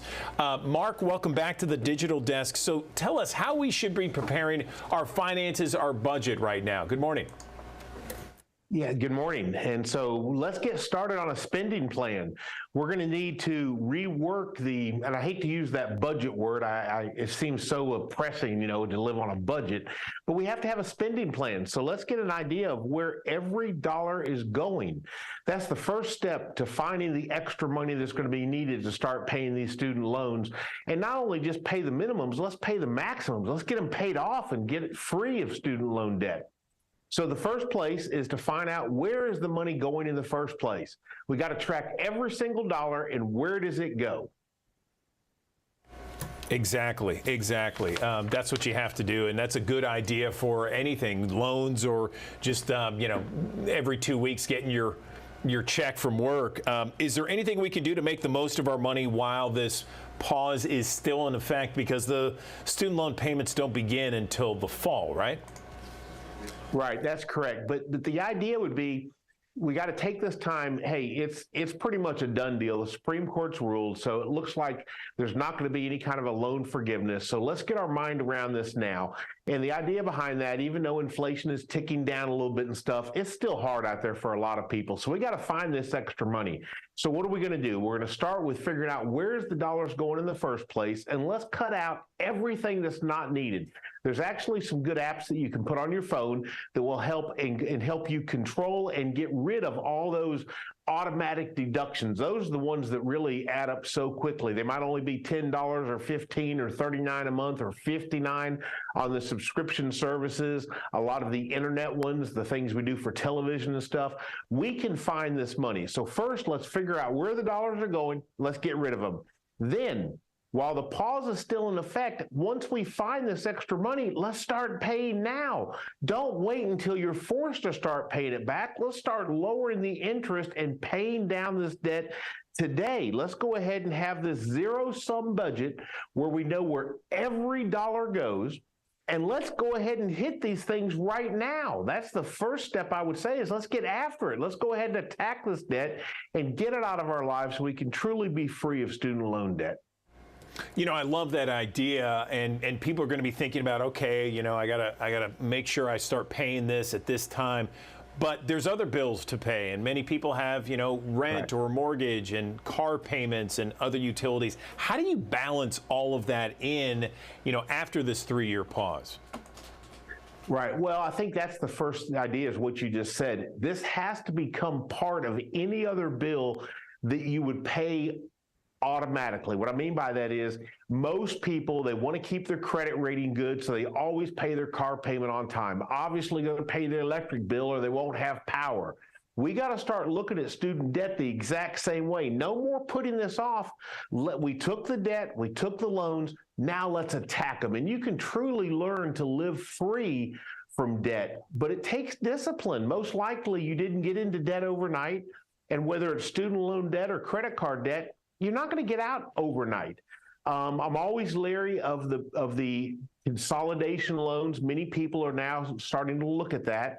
And while there can be some reasons to do it, I'm very cautious. So when I think of consolidations, unfortunately, typically, when people do a consolidation loan, what ends up happening is they add all their loans into one easy payment. And then if they haven't changed the habits that got them in debt in the first place, guess what happens to all those other loans? They end up with the one big payment and they start adding on the smaller payments again. So we don't want to do that. But I could see compiling some of the student loan debt if we could get lower interest rates or things like that or better terms. Yeah, that might make sense. But overall, it's really finding the money in the budget and treating a student loan payment just like you treat the mortgage payment or the rent payment or the car payment. It is a payment that has to be made. Yes, absolutely, 100%. Now, let's talk about some of the repayment plans that are out there and ways that people can really kind of decipher which plan works best for themselves.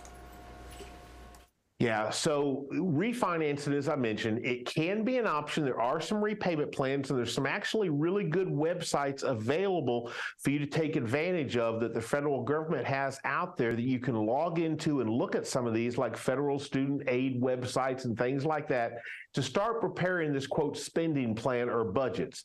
The other thing I want to talk about, though, and this is a very little known one, the Secure Act 2.0 gave employers, so many of these people, they went off to college, they've landed the job of their dreams, hopefully, but now they're faced with this idea of, can I contribute to my 401k at work? Well, I don't have the money for that. So they can't even start saving for retirement because they got to pay down all this debt. Well, here's what Secure Act 2.0 did. Employers can now contribute to and put a match in your 401k if you'll pay down your student loans. So think about this idea. You could make a $300 payment on your student loan while your employer, if they're willing, puts $300 into the 401k for you to start saving for retirement at the same time. What a great win that could be for many people. So check with your employer and see if they're offering student loan payment matches to go into the 401k. This could be a great way to not only pay down your debt, but also start saving for retirement one day. Great ideas, Mark. Anything else before we let you go? You know, we have thousands of people watching here. Is there anything else you want to mention? I know we touched a lot on these student loan repayments plans. Yeah. So here's the idea. The biggest thing that people find when they get themselves in debt is it seems overwhelming. So it's this idea of how do you eat an elephant? It's going to be one bite at a time. How do you tackle the student loan debt? We've got to go after it with a systematic plan of how we're going to do it. Don't think in terms of overwhelming. It can be staggering, and it really can be depressing, and many people find themselves truly getting depressed. You've got to stand up tall and tackle this, and the freedom you're going to get when you finally get out of debt, whether it's credit card debt or student loan debt, it's unbelievable, the feeling of truly living a debt-free lifestyle. And you can do this. I encourage people to join groups. There's many good Facebook groups and other online groups of people that are in the exact same position you're in, and they're actually farther down the road, and you can learn from these people. Get around people that are going to encourage you to get out of debt and do it today. Okay, Mark Henry, we really appreciate the advice, the tips, the suggestions. Founder and CEO of Alloy Wealth Management. Thanks so much for joining us on the Digital Desk. This morning, the Mid-South is mourning the loss of Memphis Fire Lieutenant Jeffrey Norman, who became trapped inside of a vacant house fire Tuesday night around 11:30. Firefighters say the call came out then. This blaze in South Memphis was erupting for about 2 hours, and that's when a crew got trapped inside. Lieutenant Norman served for 20 years with the Memphis Fire Department. 3 others recovering in the hospital. A witness who called 911 says the news was just heartbreaking to hear. I had to run back in the house when I heard that. I had to run back in the house. I said it was too much because I got a lot going on here at the house with my mother. Investigators have not said what caused the fire, and we will keep you updated when we learn more. In fact, Memphis Mayor Jim Strickland released this statement yesterday saying, quote, "We must never forget the bravery and sacrifice that firefighters exhibit every single day.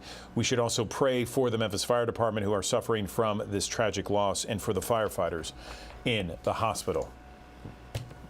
All right, certainly some strong emotions and bizarre situation with that Carlee Russell disappearance out of Alabama. Valerie Bell shows more about the investigation as police continue to pick apart exactly what they were told. Through the public interest, and in some cases, public fear that this story has generated, we owe it to our citizens to tell them the facts that we have uncovered. The 911 call Carlee Russell made the night she went missing was played. I I am on Interstate 459, and there is a kid just walking by themselves. Investigators found during the time of that call, Russell drove 600 yards in her car, the length of 6 football fields. To think that a toddler, barefoot, that could be 3 or 4 years old, is going to travel 6 football fields without getting in the roadway, without crying, without any just moving down. It's just very hard for me to understand. Chief Nick Durzis also revealed that Russell concealed a robe and toilet paper prior to leaving work that night. Then she stopped at Target buying snacks. Police unable to find those items with her phone, wig, and other belongings they found on the interstate. Investigators uncovered Russell's search history prior to her disappearance, including information on Amber Alerts, a one-way bus ticket, how to take money from a register without being caught, and the movie Taken. I do think it's highly unusual to the day that someone gets kidnapped, that 7 hours, 8 hours before that they're searching the internet, Googling the movie Taken about an abduction. I find that very strange, yes. In the one interview investigators did have with Russell, she told them she was abducted and escaped, not only once but twice, painting a detailed picture about what happened, a story police have not been able to verify. Do you think in this case that charges will be forthcoming towards Carlee Russell, and how serious of a crime is it to not only fabricate a 911 call, but to lie to law enforcement during an investigation? Well, again, that's not something that we've been discussed since we're going through the still investigation. But, people have to understand that when someone says something like this, we put every available resource. Everybody comes together from, like I say, state, local, federal. It's just a lot of work. Chronic lymphocytic leukemia is a slow-growing cancer that attacks certain proteins in the white blood cells. And now doctors have discovered a brand new alternative way to traditional chemotherapy to battle this disease. It was a topic of our Best Life report earlier this week. Take a look. Barry Taylor, a retired magician. Here, I'll squeeze it, I'll make it bigger. Has chronic lymphocytic leukemia, a blood cancer producing too many abnormal white blood cells. Your spleen and liver can enlarge. Your bone marrow can become packed up with the leukemic cells. Instead of staying on traditional chemo, Barry's doctors are using new therapies to treat his cancer. We went from fairly fixed duration therapies to now take it until your disease gets worse again. So we call that treat to progression of the cancer. Now we've kind of come full circle where we're realizing we can put some of these combinations together and we can give them limited therapy that might last only a year or 2. These drugs are critical for outsmarting cancer. He's on a targeted drug called acalabrutinib, a monoclonal antibody called brentuximab, and another targeted drug called Venclexta. I was in the ICU and all, and things were getting bad. But when I got on this Venclexta, boy, it was a lifesaver. And now Barry's in remission, but still on the drug therapies to keep his cancer at bay. There can be side effects from any drug, so Dr. Boucher recommends discussing treatment options with your hematologist. With these innovative therapies, doctors say they may be getting close to a cure. With ways to live your best life, I'm Andrew Douglas, Action News 5. One lucky person holding a ticket matching all 6 numbers in Wednesday night's Powerball drawing. The ticket was sold in California, winning numbers 7, 10, 11, 13, 24. Powerball was also 24. Jackpot worth an estimated $1.08 billion with a cash value of about $558 million. Let's get a check of that forecast right now. Is expected to heat up. You can see it there, a live shot from our High 5 camera, downtown Memphis, I-40 bridge, 82 degrees already. That's just the air temperature. Factoring in the humidity, it's going to be a lot hotter out there. Certainly going to feel like triple-digit heat. Meteorologist Patrick Ellis has an update. Thanks for joining us here on ActionNews5.com, as well as all the Action News 5 digital properties. High heat and humidity here on your Thursday, leading up to a end of the week that will feature some shower and storm opportunities coming back into the fold. We'll take that and run with it. Thankfully, we do need the rainfall yet again, as we have been running a little bit below average, but for some folks, especially just outside of the Action News 5 coverage area, you head up into western Kentucky, Middle Tennessee, even Northwest Tennessee, it's been coming down in buckets, especially yesterday, where some spots picked up several inches of rainfall. 95 the forecast high today, a mixture of clouds and sun, still high heat stress. That's going to be the going trend for us here today across the Mid-South. And of course, when you factor in the humidity levels, actual air temperatures will feel much, much hotter. Of course, the reason why we don't talk about, the heat index outside of the summer, remember what happens and how this is all playing out, because the sweat that you are exhibiting every day whenever it's so hot and humid outside, well, the evaporation process is a cooling process. So if you were able to evaporate some of that moisture off of your skin, you'd be able to feel a lot cooler. Well, unfortunately, because of how much moisture is in the atmosphere, not able to do that so efficiently. So hence why it kind of sticks to you, and that's why you have a heat index rather than just the actual air temperature. So the actual air temperature in the middle 90s will operate more like 110 to 115 degrees in some spots. Wind down through Marianna, Helena, West Helena, down through Clarksdale, Marks, Tunica, and even out towards Senatobia as well. The farther north and east that you go, lower on the humidity levels, lower on the temperatures, but still need to be cognizant of what's going on. And not to mention, even here in the metro area, we could have some feels like temperatures around 110. And with some folks still without power after the storms that we had on Tuesday, which MLGW has been able to do a lot of great work here the last couple of days, last day or so. We still got a lot to go here in the short term, and some folks will still be without power as this system, as this warm air still bakes us here today. We do get an opportunity for some cooler weather to come back into the fold as we head into the upcoming weekend by way of a frontal boundary that will slice into the region starting into tonight, into tomorrow, and then eventually pushes down to the south heading into your Saturday. There could be some more heavy pockets of rain, especially north of the Action News 5 coverage area heading into your Thursday afternoon. The front sags a little farther south, more so in the Mid-South heading into your Friday. And Saturday, south of I-40, at least in the morning hours before trending drier. The mugginess is going down here in a couple of days and will likely stay below where it has been in recent days heading into next week. So we're not adding too much insult to injury. Still going to be plenty hot, plenty steamy outside, especially as we head into next week, but at least not as humid.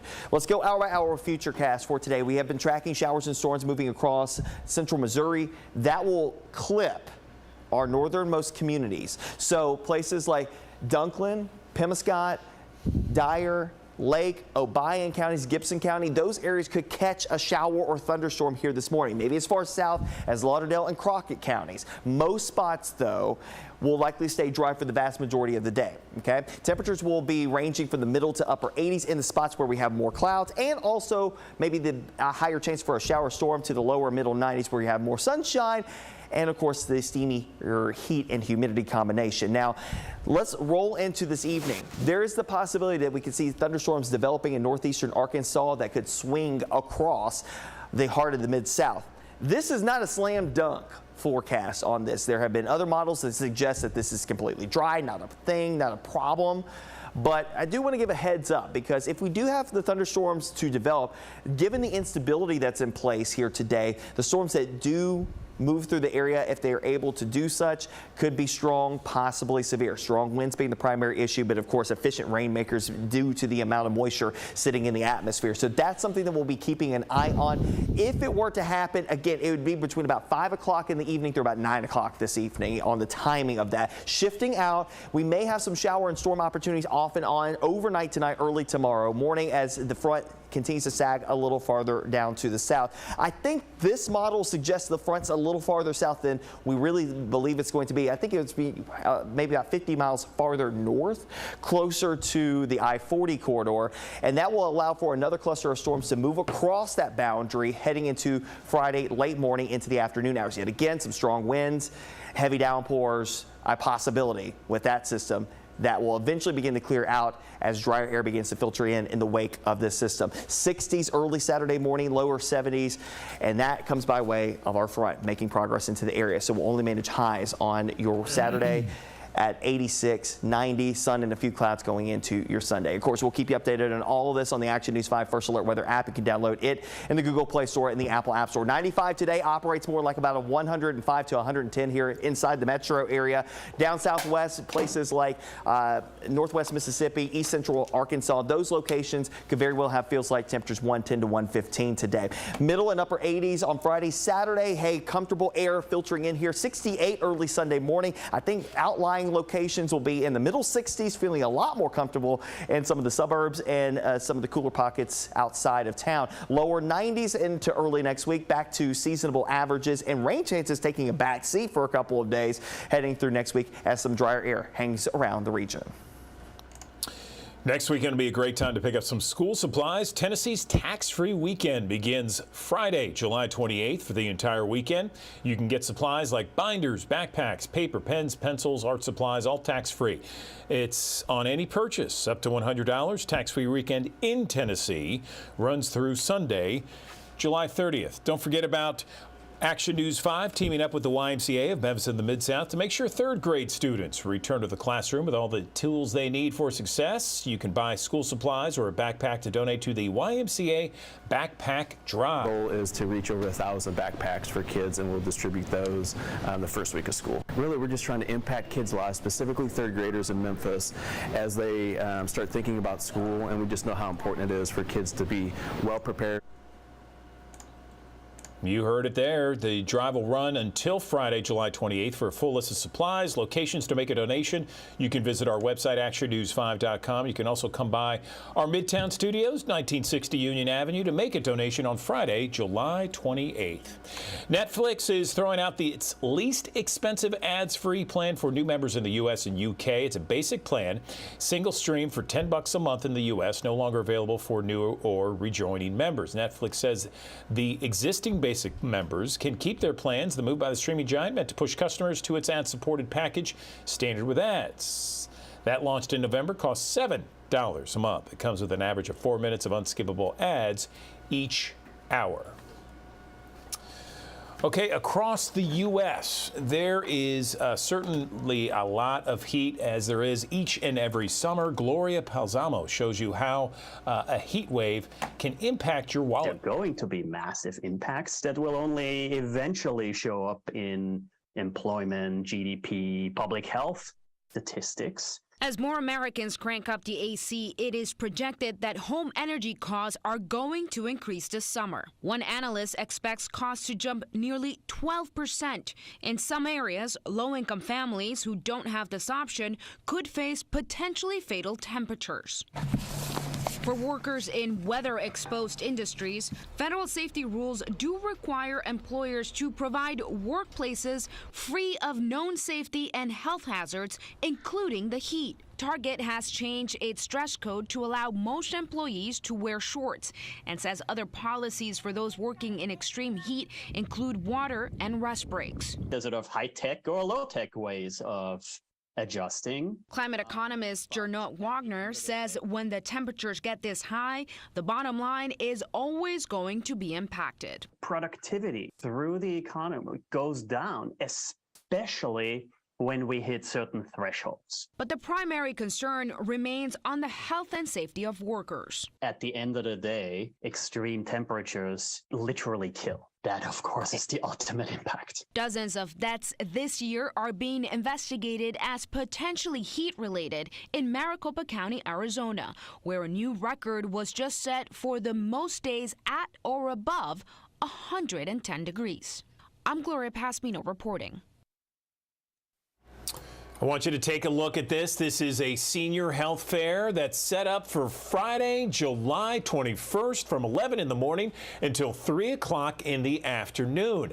This event is aimed at informing, educating, providing healthcare resources and information to seniors, and it is free to vendors and participating seniors. It's going to be at the Central Library. That's the Benjamin L. Hooks Library on Poplar Avenue in Memphis. And joining us now to talk more about this event is Wangying Gaslow. She is joining us now on the digital desk, and I always appreciate talking to her. How are you? Good to see you, Wangying. Good to see you. Good morning. Thank you for having me here. Yes, absolutely. Well, listen, I want to hear a little bit more about this senior fair and some of the reasons behind it. So we know that area seniors, they're very isolated and they want to, health and wellness is one very important things. And so we want to provide this free senior health fair to have a variety of vendors of covering all kinds of health and wellness resources and information to provide to senior to have this opportunity to get information, get connected, and stay healthy and wealthy. Stay healthy to visit all these information booths, and we have free health screenings, and you can take advantage to come in and then have a blood pressure check and BMI check and hearing tests and a variety of free health screenings, and that will help seniors to take advantage. It will be beneficial for them.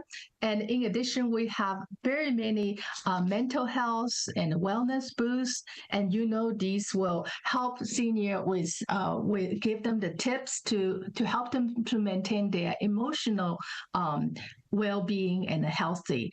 And we have a variety of community and social groups that can provide information for the seniors to have volunteer opportunities and community resources. There's something for everyone to stay active and stay connected. So let me ask you, Wangying, is this something that you guys have done before? And if so, what have the crowds been like? I mean, I'm sure that there's a lot of people that need these kind of services, and you guys being able to provide it at the Central Library is a huge benefit to them. Tell me about how many people you expect. Yes, this will be our 4th annual senior health fair, and we stopped for 2 years during the pandemic. But since last year, we come back strong, better, and stronger.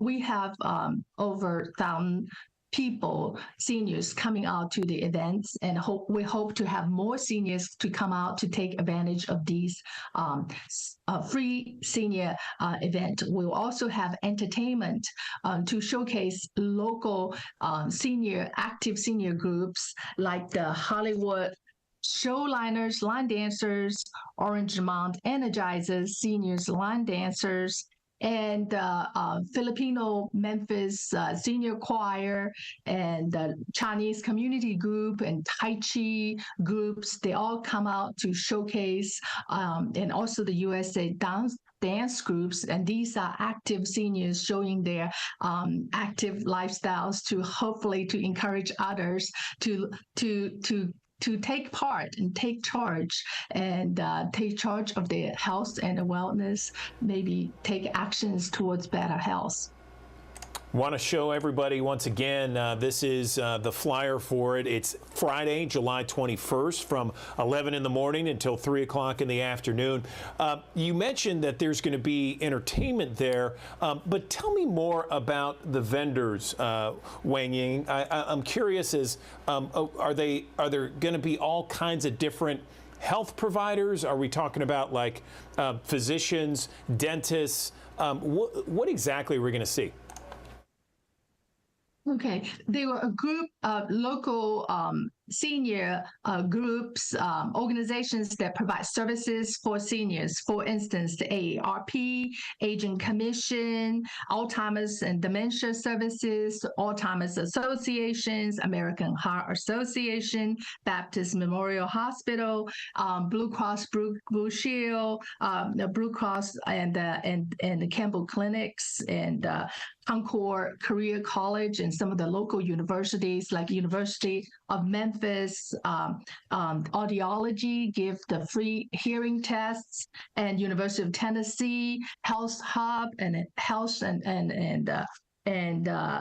even University of Tennessee College of Nursing, and just all together we have over 60 local vendors. They are all providing health and wellness information and resources, and we will have this list of all the participating vendors maybe on our library's website, memphislibrary.org. You can see a schedule of events that's happening from 11 to 3. And then also a list of vendors there that providing different resources and information. And in addition, we also will have a panel discussion with the local experts on senior issues. So seniors, you can bring in your question and answer questions for these experts to help you answer these senior concerns. And in addition, we also will have some fun activities like senior bingos. You can win some prizes and door prizes. And also we'll have food truck, music, entertainment. So it's a lot of great things, and classes too with ballroom dance. So you bring your bring your dance shoes to learn some tango moves, and yoga classes, something like that. Wonderful, wonderful. Well, listen, let me, before we let you go, I just want to let everybody see this once again so they can mark it down on their calendars. Friday, July 21st from 11 until 3 at the Benjamin L. Hooks Central Library, 3030 Poplar Avenue. We have a senior health fair that is free and open to the public. We appreciate it so much. You know, Wang Ying Glasgow, you always give us all the info we need on things like this. So thank you so much for spending time with us on the Digital Desk. Thank you so much.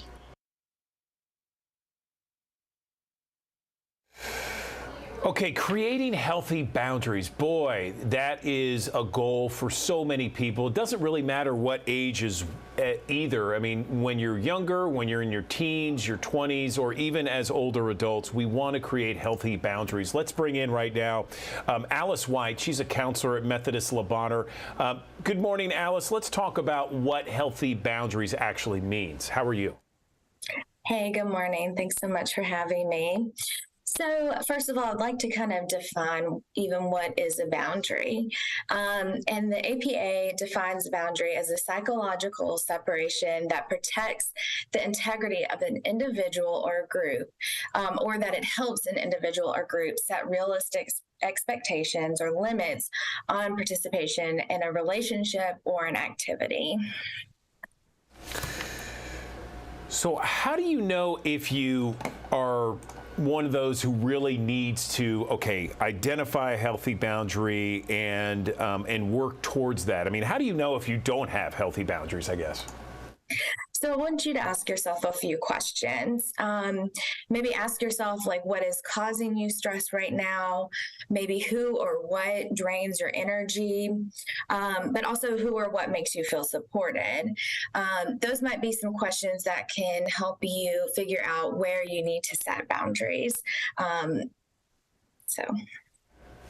Okay. All right. I'm following you so far. So, you know, we have the healthy boundaries. We want to set them. And sometimes we need others to kind of know that we're trying to set these healthy boundaries. What's the best way to tell them without, upsetting them? So we like to use, in the counseling realm, we like to use I statements. And so I would start out by coming from yourself. So I need X, Y, or Z. Try to be clear, straightforward, show them exactly what your boundary may look like. Being assertive and direct will help with clear communication, and also being firm in your communication to reiterate what your boundary is and what that expectation looks like. My understanding is sometimes people feel guilty about telling folks, okay, hey, I need to set these healthy boundaries. How can we not feel guilty about doing this? I mean, it's about self-improvement and being self-aware and trying to make ourselves better for not just ourselves, but for everyone else, right? Yeah, and that's one of the biggest thing I think when we maybe break our own boundaries is that feeling of guilt. And that's a really heavy emotion to feel. Maybe it's we feel we're making ourselves feel guilty, or the other person that we're setting a boundary, it makes us feel guilty. So kind of how to deal with that. Remember kind of the reason why you're setting the boundary. The big reason for me is to protect myself, right? So remembering that you're doing this for you and that it protects you. You're not trying to hurt another person. You're trying to protect yourself. How often do we need to reevaluate our boundaries? I mean, we could set it great in, 2 years ago, but then now some other issues have come up. Maybe we've changed jobs or what have you. How often should we reevaluate? I would say in the beginning, when you set a new boundary, kind of checking in after you've implemented that boundary a few times. Check in and make sure, is this boundary working? Is it are people respecting my boundary? Am I holding up my own boundary? So I think early on, you want to check in with yourself. And then if you feel like it's not working or other people aren't respecting your boundary, then that's when you need to reevaluate your boundaries. Gotcha. This is interesting stuff here, Alice. Where can we go to get some of the information you mentioned here? It'd be nice to maybe find a website to do that. Yeah, so Methodist Le Bonheur Healthcare has an online blog that you can go to, and I believe it's yourhealth.methodisthealth.org, and it has a lot of different articles on there, whether it's medical or mental health. Okay, Alice White with Methodist Le Bonheur Healthcare, counselor, talking about healthy boundaries. We appreciate your time, Alice. Thanks very much. Thanks so much.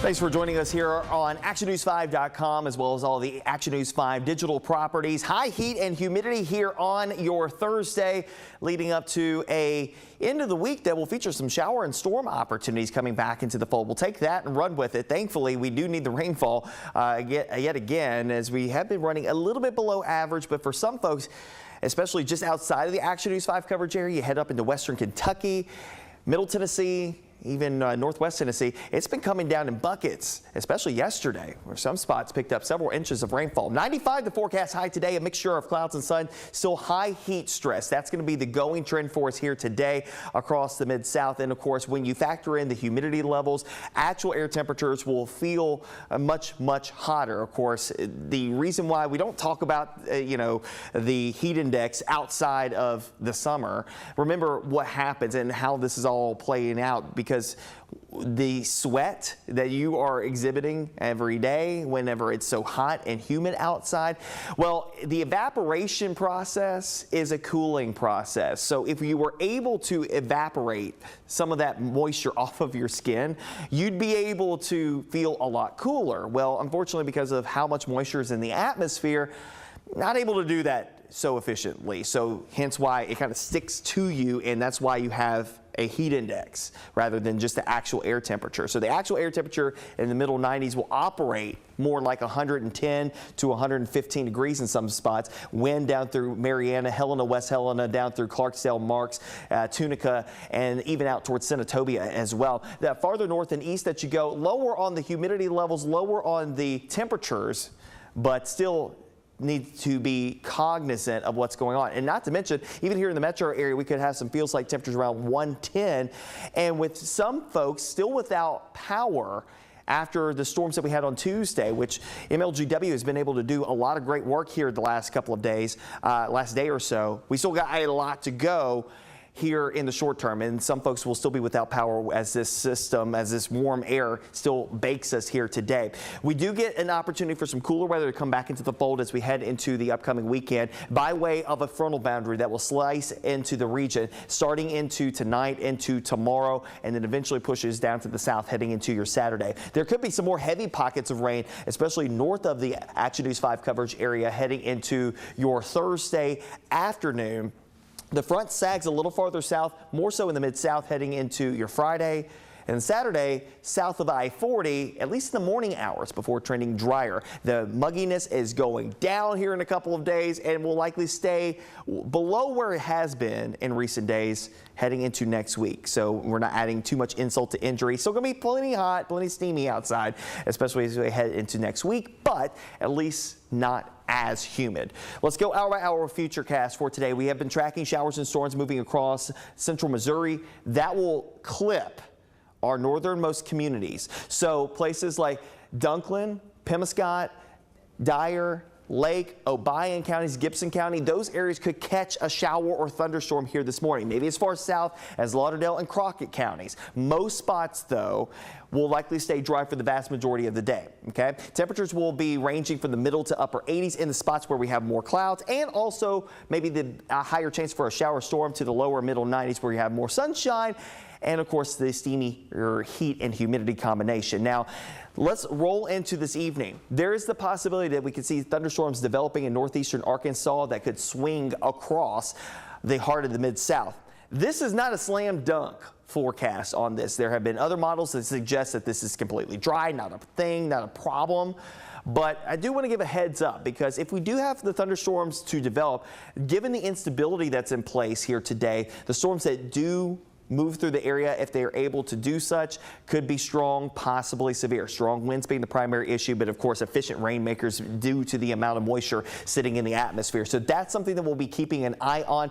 If it were to happen, again, it would be between about 5 o'clock in the evening through about 9 o'clock this evening on the timing of that. Shifting out, we may have some shower and storm opportunities off and on overnight tonight, early tomorrow morning as the front continues to sag a little farther down to the south. I think this model suggests the front's a little farther south than we really believe it's going to be. I think it would be maybe about 50 miles farther north, closer to the I-40 corridor, and that will allow for another cluster of storms to move across that boundary heading into Friday late morning into the afternoon hours. Yet again, some strong winds, heavy downpours, a possibility with that system that will eventually begin to clear out as drier air begins to filter in the wake of this system. 60s early Saturday morning, lower 70s, and that comes by way of our front making progress into the area. So we'll only manage highs on your Saturday at 86, 90, sun and a few clouds going into your Sunday. Of course, we'll keep you updated on all of this on the Action News 5 First Alert Weather app. You can download it in the Google Play Store and the Apple App Store. 95 today operates more like about a 105 to 110 here inside the metro area.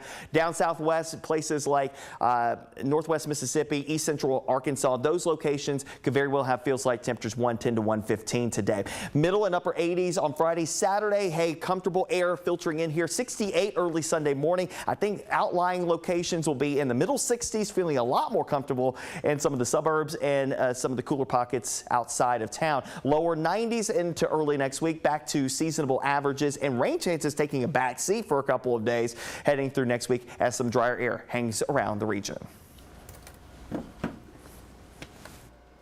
All right, did you see Kim Clark's story on Double Dutch? This is something where she spent time with a Memphis 40-plus Double Dutch club. You got to see this story. It was a 5-star that is wild to watch. Jack be nimble, Jack be quick. We're over 40 and we're trying to stay fit. These women are getting ready to leave all their cares behind and take a trip down memory lane. 2, 3. 50-year-old Janine Jones, a Chicago native living in Memphis, is captain of the Memphis 40-plus Double Dutch Sub Club. A group Jones started at the Hickory Hill Community Center after a meetup with another 40-plus Double Dutch Sub Club in Olive Branch, Mississippi, more than a year ago. And what I found out was most of the jumpers that were local lived in Memphis. and I talk to the ladies. I'm like, oh, you're from Memphis, you're from Memphis. We can do this in Memphis. And do it she did. Now, twice a week, dozens of women meet to play a game of their youth using 2 long jump ropes turned in opposite directions while one or more jumpers keep up. Well, I saw the news about them on the Beale Street Takeover, and I was like, this looks like it ought to be fun, you know, bring back childhood memories. Last May's Beale Street Takeover and a tribute to Tyree Nichols earlier this year, which brought hundreds of women from across the country to Memphis, were the brainchild of another Chicago native, 48-year-old 40-plus Double Dutch Club regional delegate Selena Cook, who now lives in Batesville, Mississippi. It's really a ministry. It's women over 40 reliving childhood memories through Double Dutch. The 40-plus Double Dutch Club was actually born in Chicago 7 years ago out of a need for co-founder Pamela Johnson to find a happy place. When I was in my 40s and going through a difficult period, I thought back to those days of growing up, jumping rope, and the carefree feelings you get just from playing outside with your friends. And I went to my friend Katrina and said, this is what I need to do. This is what I need in my life. According to Pamela and her friend, DDC co-founder Katrina Dyer Taylor, there was never a plan to grow the group, but there appeared to be a lot of women who apparently needed the same type of therapy, and word spread. Our Facebook group page has over 50,000 members. Our Instagram has over 100,000 members. We're in over 100 major cities, and we are in Canada, Israel, and Germany. And if you think... All right, there she is, Jennifer Chandler. She is joining us. I had the screen on myself in some way. It got away. So I was going to do this intro with I scream, you scream, we all scream for ice cream, Jennifer. But wow, you have some of the best ice cream all across Memphis and the Mid-South. Good morning to you. How are you doing? Good morning, and I thought that ice cream would be a perfect topic for this week with this weather we're having. It is perfect. It'll melt fast if you go outside tomorrow, though. Yes. So, well, actually, July 1st is National Creative Ice Cream Day, and actually the whole month of July is National Ice Cream Month. So I decided I needed to do some hardcore journalism and investigate and find the wackiest, craziest, wildest ice cream flavors in the city of Memphis. So I was happy to do that for everyone. So are you ready to hear what the list is? Yeah, I know it was a tough job, but someone's got to do it like you. So first up on my list, and I will tell you first to start off, these ice cream flavors have some crazy, ingredients that you would not think about in a dessert, let alone ice cream, but I was surprised at they're all really, really tasty and delicious and things I would have again. So first off, sweet potatoes and an ice cream. Sugar Ghost has an ubi flavor ice cream that is that purple sweet potato that's kind of all the rage. You see it on Instagram. It's like this bright, vibrant purple. And they make an ice cream out of it. And it kind of tastes a little bit like pistachio ice cream. It's kind of got a nutty flavor to it, but it's such a fun color, and it's really, really, really good. So give it a try. Next up on my list is Sweet Magnolia Gelato Company. They have a lotus flavored ice cream, and this one is it goes back to the days of Justine's. So this is a recipe that was served at Justine's restaurant, the famous French restaurant that was in Memphis for so many years. And it is, it's citrus, and it's kind of flavored with almond, and it is very tart. It is very refreshing, but it's kind of like, I almost want to say, think about it like lemon curd, but in a creamy version. And it's really, really good. It's only available in their, cases at the Crosstown Concourse location. You won't be able to find it in their grocery store retail packaging. But it is, if you like lemon and you like tart, this is one you need to try. And if you loved Justine's, you need to go and try it as well. Next up is a little bit further south in Hernando is Area 51 Ice Cream. So this ice cream shop, I wish they used to actually be in Crosstown Concourse where Sweet Magnolias is. That was their second location. But they're down in Hernando. I wish they'd open one closer to where I live, in the middle of Memphis, because their ice cream is so good. And they use a lot of seasonal ingredients. And their blackberry goat cheese is a flavor that shows up every the beginning of every summer, and it like sells out every day. They can hardly keep up to with it. So it is a goat cheese based ice cream. And so it is really, really good. It's got this tartness and it's got the sweetness from the berries.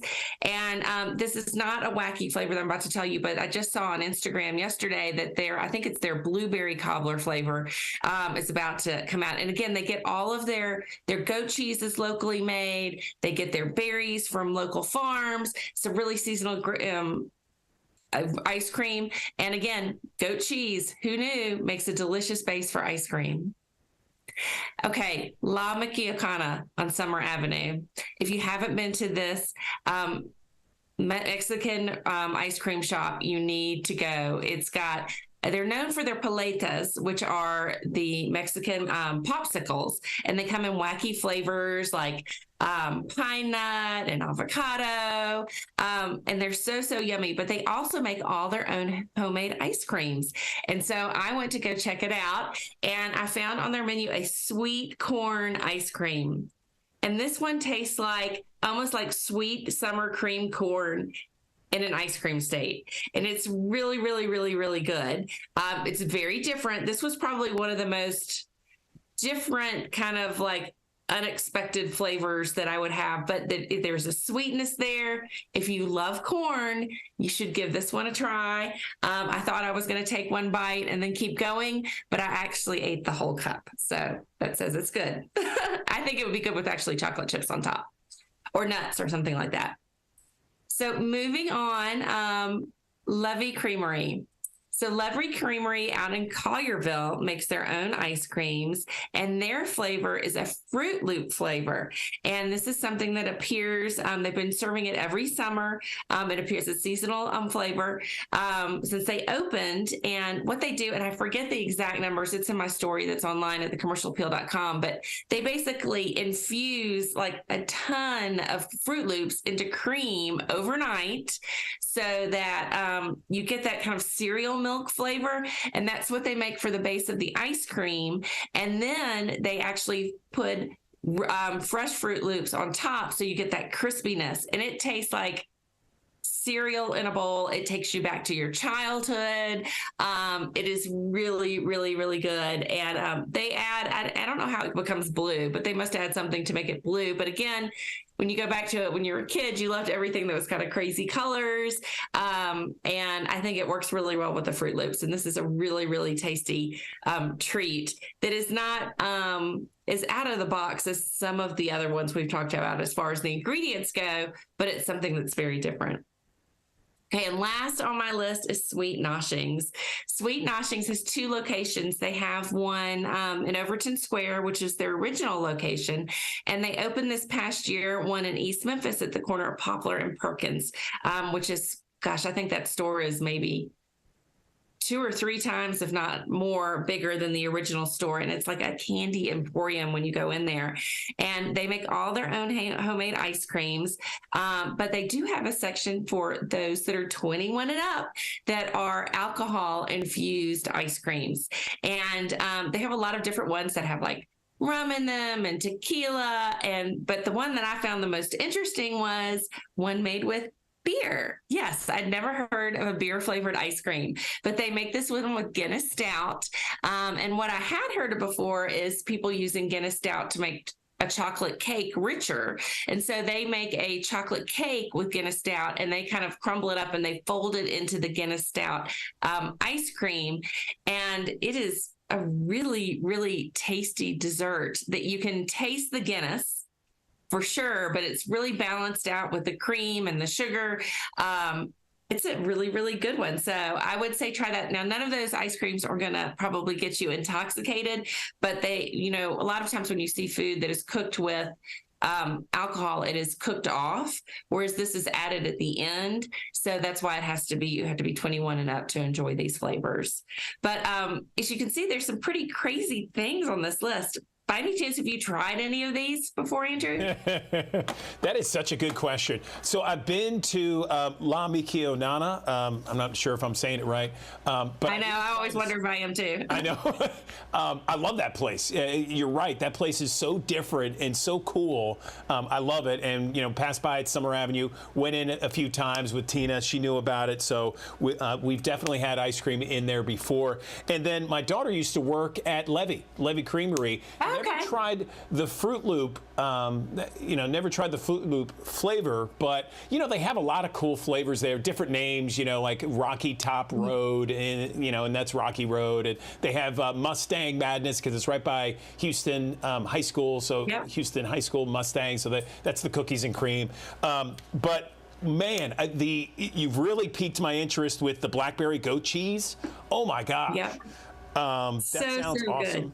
Yeah. Well, and I would say one of the things I was going to point out is all the ones that I mentioned, those are locally owned and run ice cream shops. And we have some great ones here that are doing really creative things. Everything is made from scratch in-house.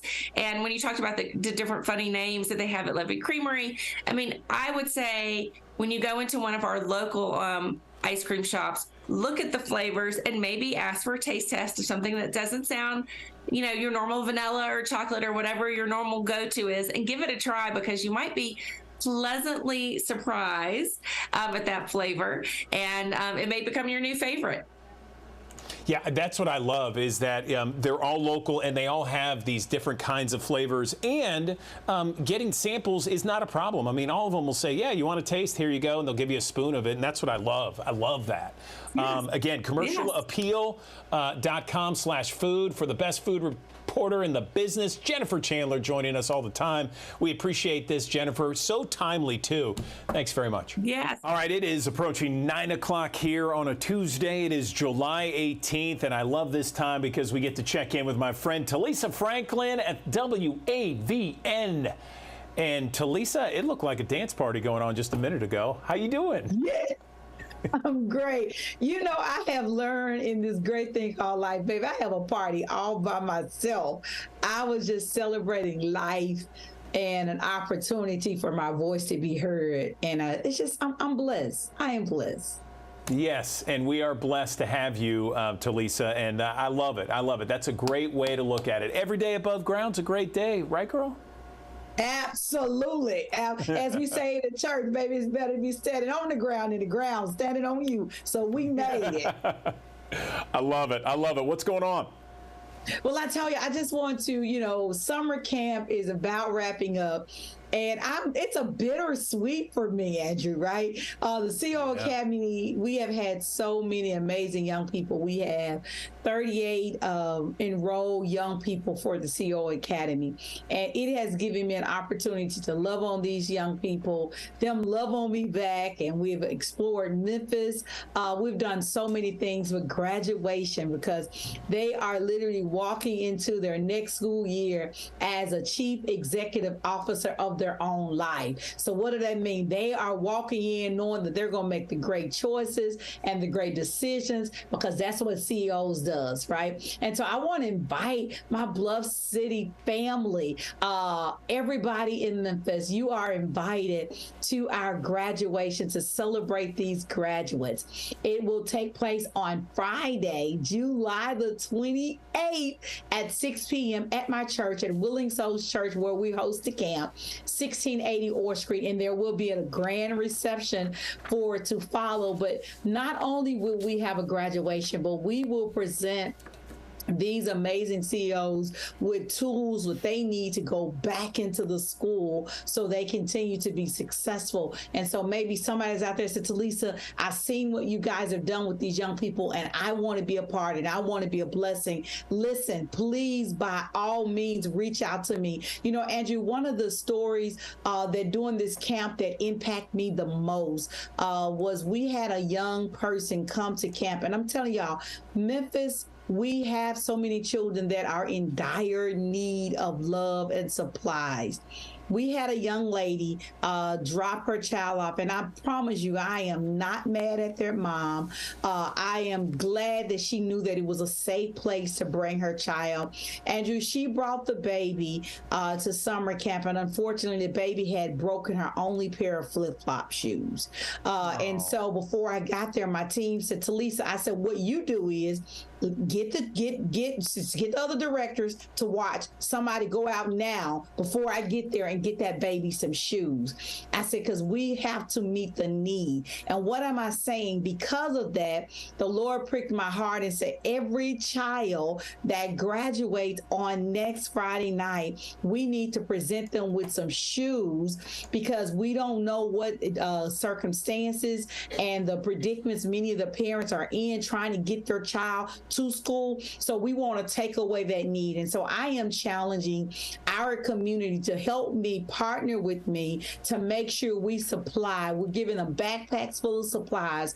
But more so, I want to add pair of shoes, nice shoes, so children won't be bullied as they go back to school. So I feel that was just a call to action for me to say, Talisa, there is a greater need. So you saw this young baby come with flip-flops on, and then she broke her only pair of shoes. Her mom still sent her to a safe place, which was the church, to be with me and my team. And now I told my team it is our assignment to make sure every one of those 38 young people that is enrolled in the CEO Academy, not only they got a great experience, but we give them the tools that they need to be successful in going back to school. So I challenge anybody that's out there listening, listen, reach out to me. I would love to have your support so that we can be a blessing to these young people. Andrew, it was life-changing for me, because you never know what a parent is going through to get their child to school. And we as a community have to pull together to help our children. So next Friday night, y'all, CEO Academy graduation, we will be celebrating these young people. And I promise you, we're celebrating them in a grand way. And I'm grateful to Mary Lee Harris, Councilwoman Michael and Easter Thomas, and Commissioner Henry Brooks. Those three individuals literally stepped up and made sure this CO camp was absolutely free for all 38 of those people. So what that means, when we went on field trips, it cost them nothing. When they got new supplies and new shirts and so forth, cost them nothing. It has been a free camp experience because of the gracious support of our elected officials. So I just want to say that, because so many times they don't get enough credit for the good stuff they do. And so the amazing mayor and his team, Commissioner Brooks and Councilwoman Easter Thomas, I am grateful for you. So this Friday night, y'all, be at the graduation. And then following that, I got some back to school giveaways. So when you're out there listening, say, my child need a backpack, my child needs some supplies. Well, listen, in North Memphis, there are 3 places that's taking place on August 5th for you to get some free school supplies. I am so grateful to partner with each and every one of those individuals. Well, this one is actually one that I am doing with the Orange Mound Collaborative Group, that because I realized, because I was reared by my grandparents, that it's some grandparents out there that are rearing their grandchildren and they need backpacks. So I'm having a special grandparents backpack drive that's happening on Wednesday, August the 16th from 9 a.m. to 11 a.m. while it lasts at the Orange Mound Community Development Corporation. I invite grandmothers. Listen, thank y'all for taking care of your grandbabies. I'm grateful for my grandparents. They took care of me and reared me, and I believe they needed help when rearing me. So I wanted to just give back. And so definitely the backpack drive giveaway for grandparents. Y'all meet me there on August 16th. And if your parents or your aunties and uncles, big sisters and big brothers, listen, I have Come See Charity Outreach Ministries Empowerment Center 901 that is in the Hollywood Hyde Park area, right? Shout out to Bishop Tony and Apostle Charlotte Cobb for making sure it's a back to school blessing party. And so they will have school supplies, health screenings. Pastor Cobb has already told me they're laying out the red carpet for the community. And so get there for those free supplies. If you want to be a partner and help that church do what they do in the community, call Pastor Cobb at 901-250 658-6463. They want to see your face in the place. And you say, well, Talisa, well, I'm not in Hyde Park. Well, if you're in Douglas, then you have St. Paul Church Douglas that is having an amazing health fair and back to school drive. Listen, Walmart is there with so many amazing opportunities. There's a lot of different partners, and that's happening at St. Paul Church Douglas on August 5th as well. So there's a great opportunities to get everything that you need for our kiddos. Back to school, health fair, and we got all the good health supplies, and they are in need of, listen, something as simple as composition books, and they're needed by the fifth Sunday at their church at the St. Paul Church Douglas. So let's be a blessing to that ministry as well. And hey, that's what's trending in our community, because we take care of our community, Andrew. That's what we do, right?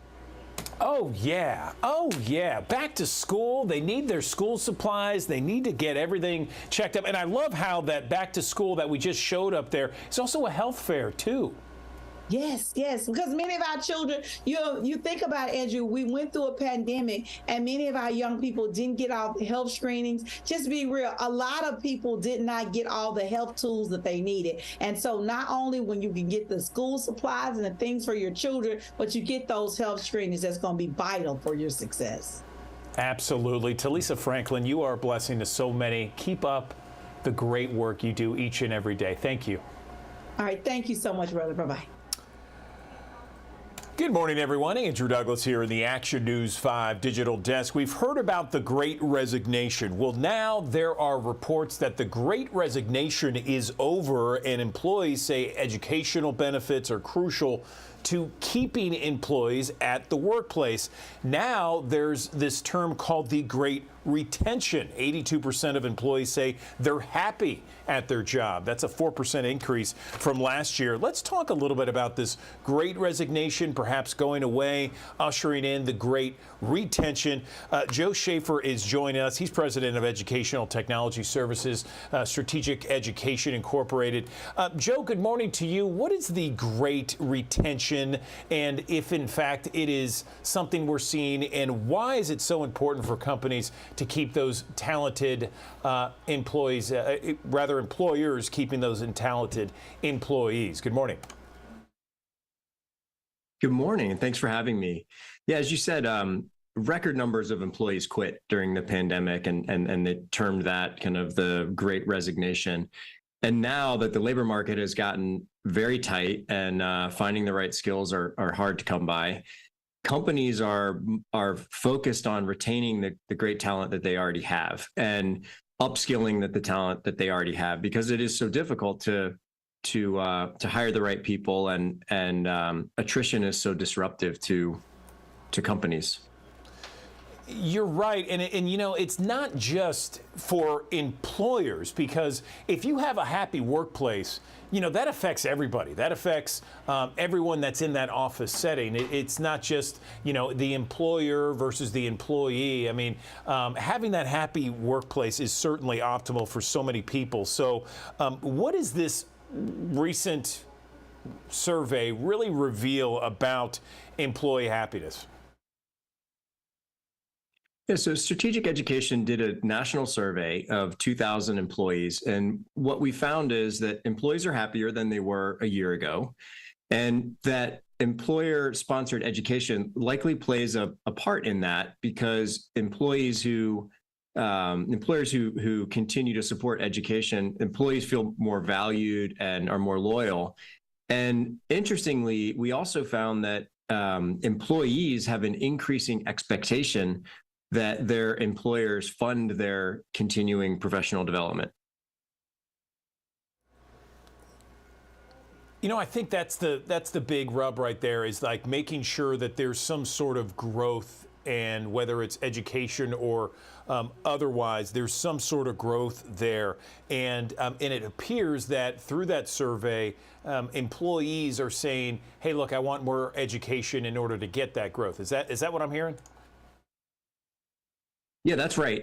We found in the survey that 87% of employees said they have an expectation that their employer funds and supports their continuing education. And with the large skill shifts that are happening in the economy. People hear about artificial intelligence as an example all the time and how likely that is to change jobs. Employees increasingly recognize that they need to continue their education and always get new skills.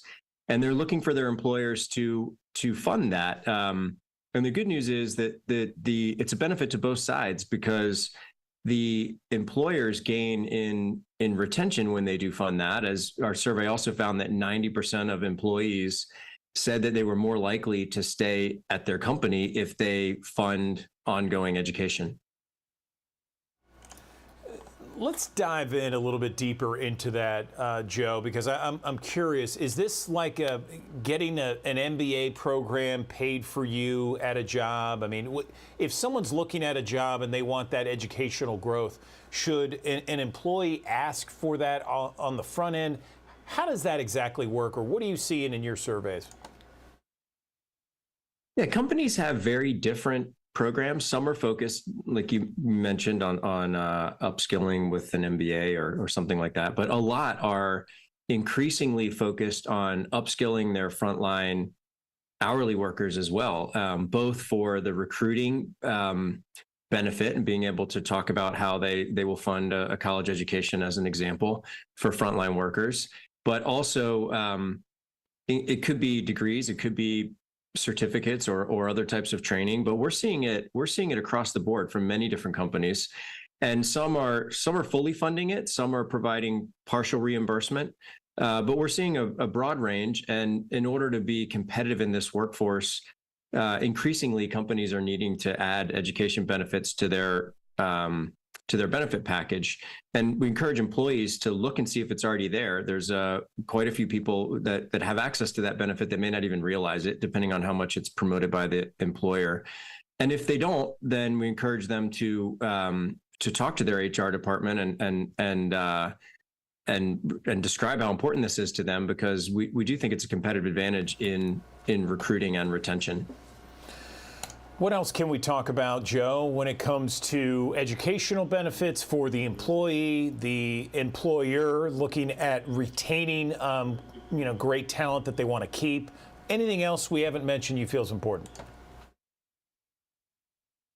Yeah, I think like I said, there's already employers are increasingly adding this benefit, but I think when you look at the disruptions that are likely to occur, and hear on the news all the time, like I said, about artificial intelligence and others, I think the need for employers and employees to come together in this continuing education is only going to increase as the skill gaps get bigger and faster. This is just kind of an ongoing component of employees continuing to learn and employers taking an active role in funding that. And if people want to learn more about this survey, they can go to greatretentionsurvey.com and see all of the results from this. Again, that's greatretentionsurvey.com. Joe Schaefer, President of Education Technology Services, Strategic Education Incorporated. We appreciate your time. Thanks for the deep dive on this topic. Thank you for having me.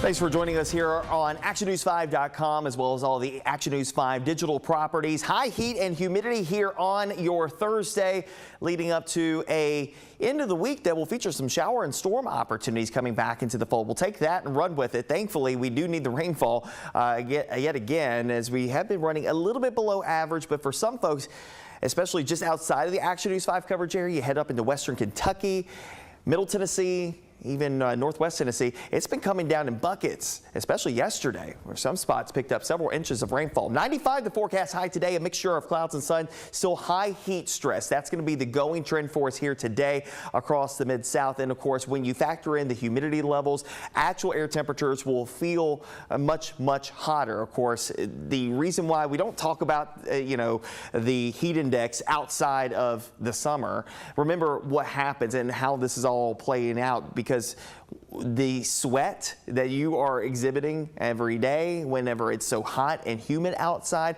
well, the evaporation process is a cooling process. So if you were able to evaporate some of that moisture off of your skin, you'd be able to feel a lot cooler. Well, unfortunately, because of how much moisture is in the atmosphere, not able to do that so efficiently. So hence why it kind of sticks to you, and that's why you have a heat index rather than just the actual air temperature. So the actual air temperature in the middle 90s will operate more like 110 to 115 degrees in some spots. Wind down through Mariana, Helena, West Helena, down through Clarksdale, Marks, Tunica, and even out towards Senatobia as well. That farther north and east that you go, lower on the humidity levels, lower on the temperatures, but still need to be cognizant of what's going on. And not to mention, even here in the metro area, we could have some feels like temperatures around 110.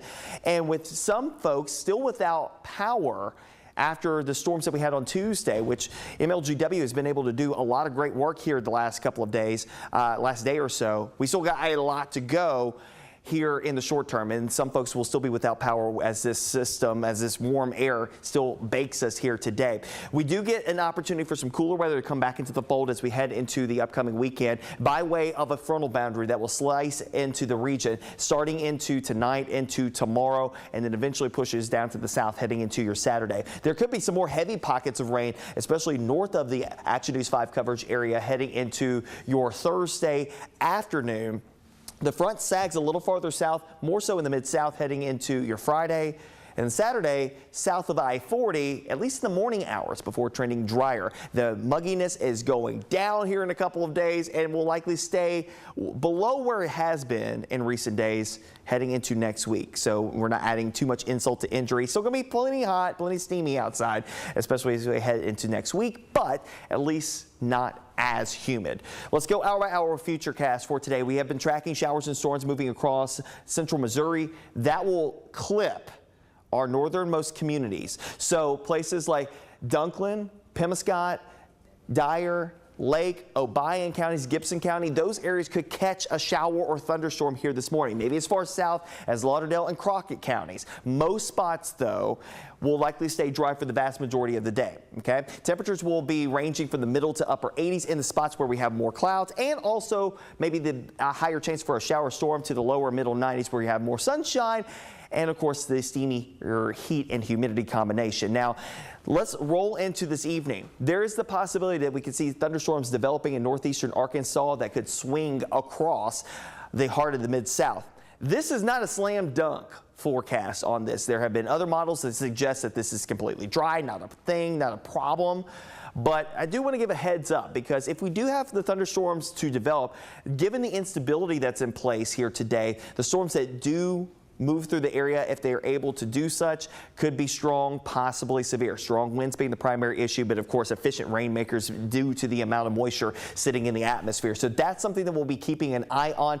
If it were to happen, again, it would be between about 5 o'clock in the evening through about 9 o'clock this evening on the timing of that. Shifting out, we may have some shower and storm opportunities off and on overnight tonight, early tomorrow morning as the front continues to sag a little farther down to the south. I think this model suggests the front's a little farther south than we really believe it's going to be. I think it would be maybe about 50 miles farther north, closer to the I-40 corridor, and that will allow for another cluster of storms to move across that boundary heading into Friday late morning into the afternoon hours. Yet again, some strong winds, heavy downpours, a possibility with that system that will eventually begin to clear out as drier air begins to filter in the wake of this system. 60s early Saturday morning, lower 70s, and that comes by way of our front making progress into the area. So we'll only manage highs on your Saturday at 86, 90, sun and a few clouds going into your Sunday. Of course, we'll keep you updated on all of this on the Action News 5 First Alert Weather app. You can download it in the Google Play Store and the Apple App Store. 95 today operates more like about a 105 to 110 here inside the metro area.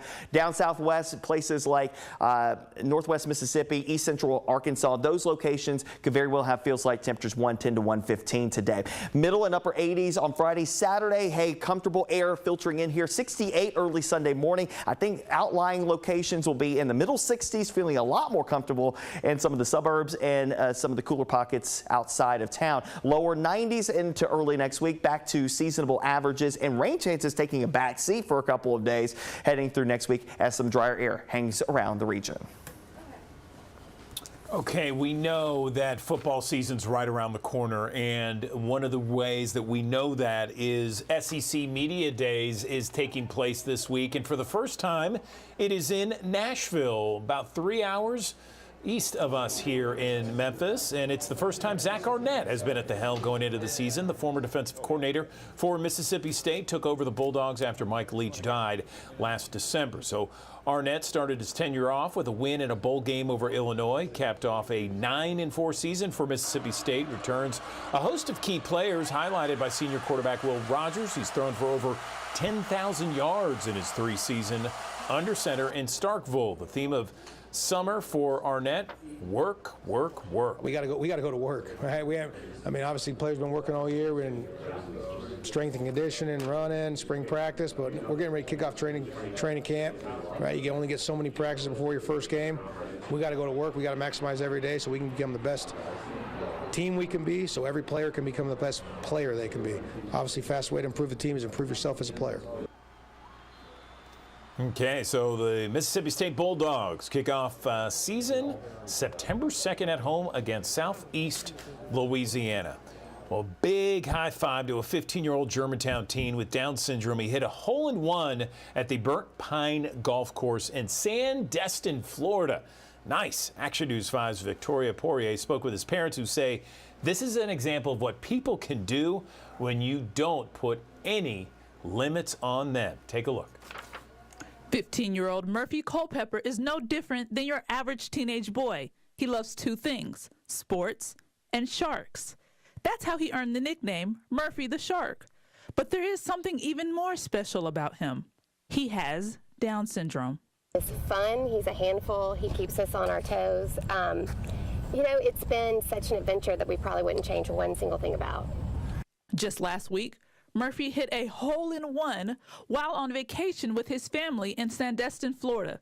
This is only the second hole-in-one known to have hit by a person with Down syndrome. The ball took a skip onto the green and kept rolling and turned 45 degrees or so, and next thing I know, it rolled in the hole. But his parents say this wasn't a complete shock to them because they know exactly what their son is capable of doing, even if others have doubts. When Murphy was born, people tend to focus on the things he's not going to do. And I feel like this has just showed us that all the things he can do. The accomplishment is something Murphy's been working on for years, since he hit the green starting at the age of 10. He started to take golfing seriously about 2 years ago. It couldn't have happened to a better person. This is what his parents call an example of what people can do when you don't put limits on them. You can't put limits on them. They can do anything, and Murphy could hang with any other 15-year-old in golf. It's an even playing field out here. In Germantown, Victoria Poirier, Action News 5. I love that. Murphy's on social media. He's known as Murphy the Shark. That's where he showcases all of his golfing skills. You can go ahead and give him a follow and show your support. Love that kid. Love that story right there. All right, so the Memphis mayor's office certainly heating up right now. We've been talking about this mayoral race, it seems like, for a long, long time. And so we want to let you know about Action News 5 partnering up with the Commercial Appeal, the League of Women's Voters of Memphis and Shelby County, to host a Memphis mayoral candidate forum. That'll be on Thursday, September 14th, the day before early voting begins. It'll be held at the University of Memphis Michael Rose Theater, and it'll air live here on Action News 5. You will also stream it on actionnews5.com and commercialappeal.com. Save the date again, September 14th. That's a Thursday night. We'll share more details later this summer. Well, after more than a 3-year pause, federal student loans will resume September. 40 million Americans with educational debt will need to be ready to find extra money in their wallets. In this Watching Your Wallet report, consumer investigator Rachel DePompa talked with an expert about everything you need to know to be prepared and pay it down quickly. It's been a 3-year break, but if you owe student loans, it's time to start figuring out how you're going to fit those payments back into your budget. Starting September 1st, interest will begin accruing on your student loans again, and that first payment will be due sometime in October. Robert Farrington, the founder and CEO of the College Investor, says if you haven't checked on your loans in a while, you need to log into your loan servicer's website or go to studentaid.gov. This will also help you understand what you need to know for repayment. Maybe you need to select a new repayment plan that you can afford that's more reasonable. Or if you're on an income-driven repayment plan, you might need to recertify your income, especially if it's been about 3 years. This helps you know what your payment is right now. Also, Farrington says if you've been in delinquency or default, you can qualify for the fresh start so that you can get back on the right track coming out of it so you don't fall back into the same cycle. And I would remind everyone to look for loan forgiveness options on their student loans. So if you work in public service, for example, you might need to certify your public service employment. Make sure you're on an income-driven repayment plan so that all your payments count for that future loan forgiveness. Farrington says everyone needs to get organized with their student loans. It might be something that you haven't had to think about, or for about 20 million Americans, this could be the first time you're making a loan payment as you've recently graduated from school in the last 3 or 4 years. Log in to studentloans.gov or your loan servicer's website as soon as you can so you can figure out where you stand and make a plan. With this Watching Your Wallet, I'm Rachel DePompa. Well, the investigation into the death of rapper Tupac Shakur is active. Los Vegas police served a search warrant in the nearly 30-year-old case back on Monday, not knowing exactly where that search took place. Investigators say Tupac was shot multiple times September 13, 1996, when leaving a boxing match at MGM Grand in Las Vegas.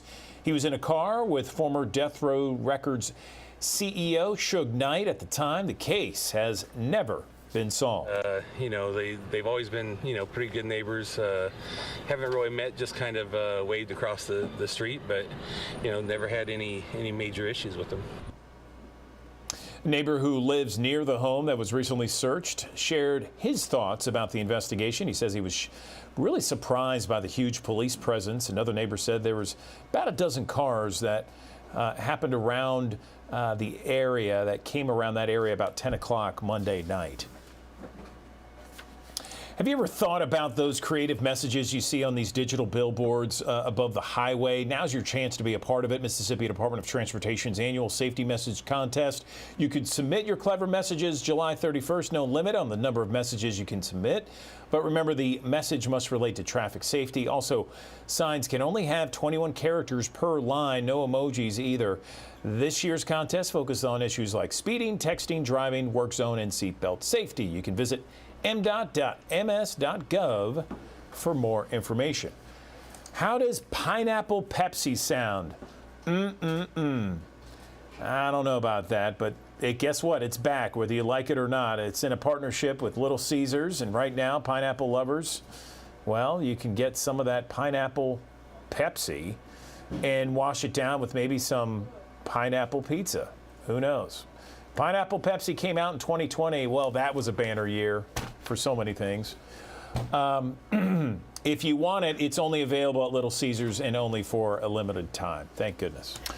All right, Andrew Douglas back here in the Action News 5 digital desk, 8:30 on a Tuesday morning. Have you considered different options for weight loss? A lot of people out there trying to lose weight. Of course, it's July. Usually people try with their New Year's resolutions in January. They fall off usually sometime between March and April. And then by July, they're like, okay, we need to come up with a new game plan to lose weight. Well, so many people are looking at different options. And one of those options that people look at is surgery.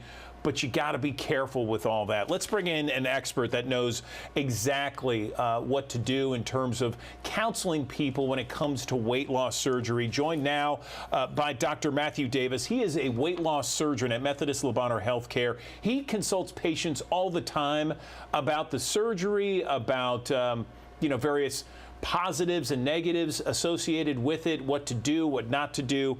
And Dr. Davis, I appreciate you joining us on the digital desk. Tell us about what exactly you do at your office. In addition to consulting patients, do you perform the surgeries as well?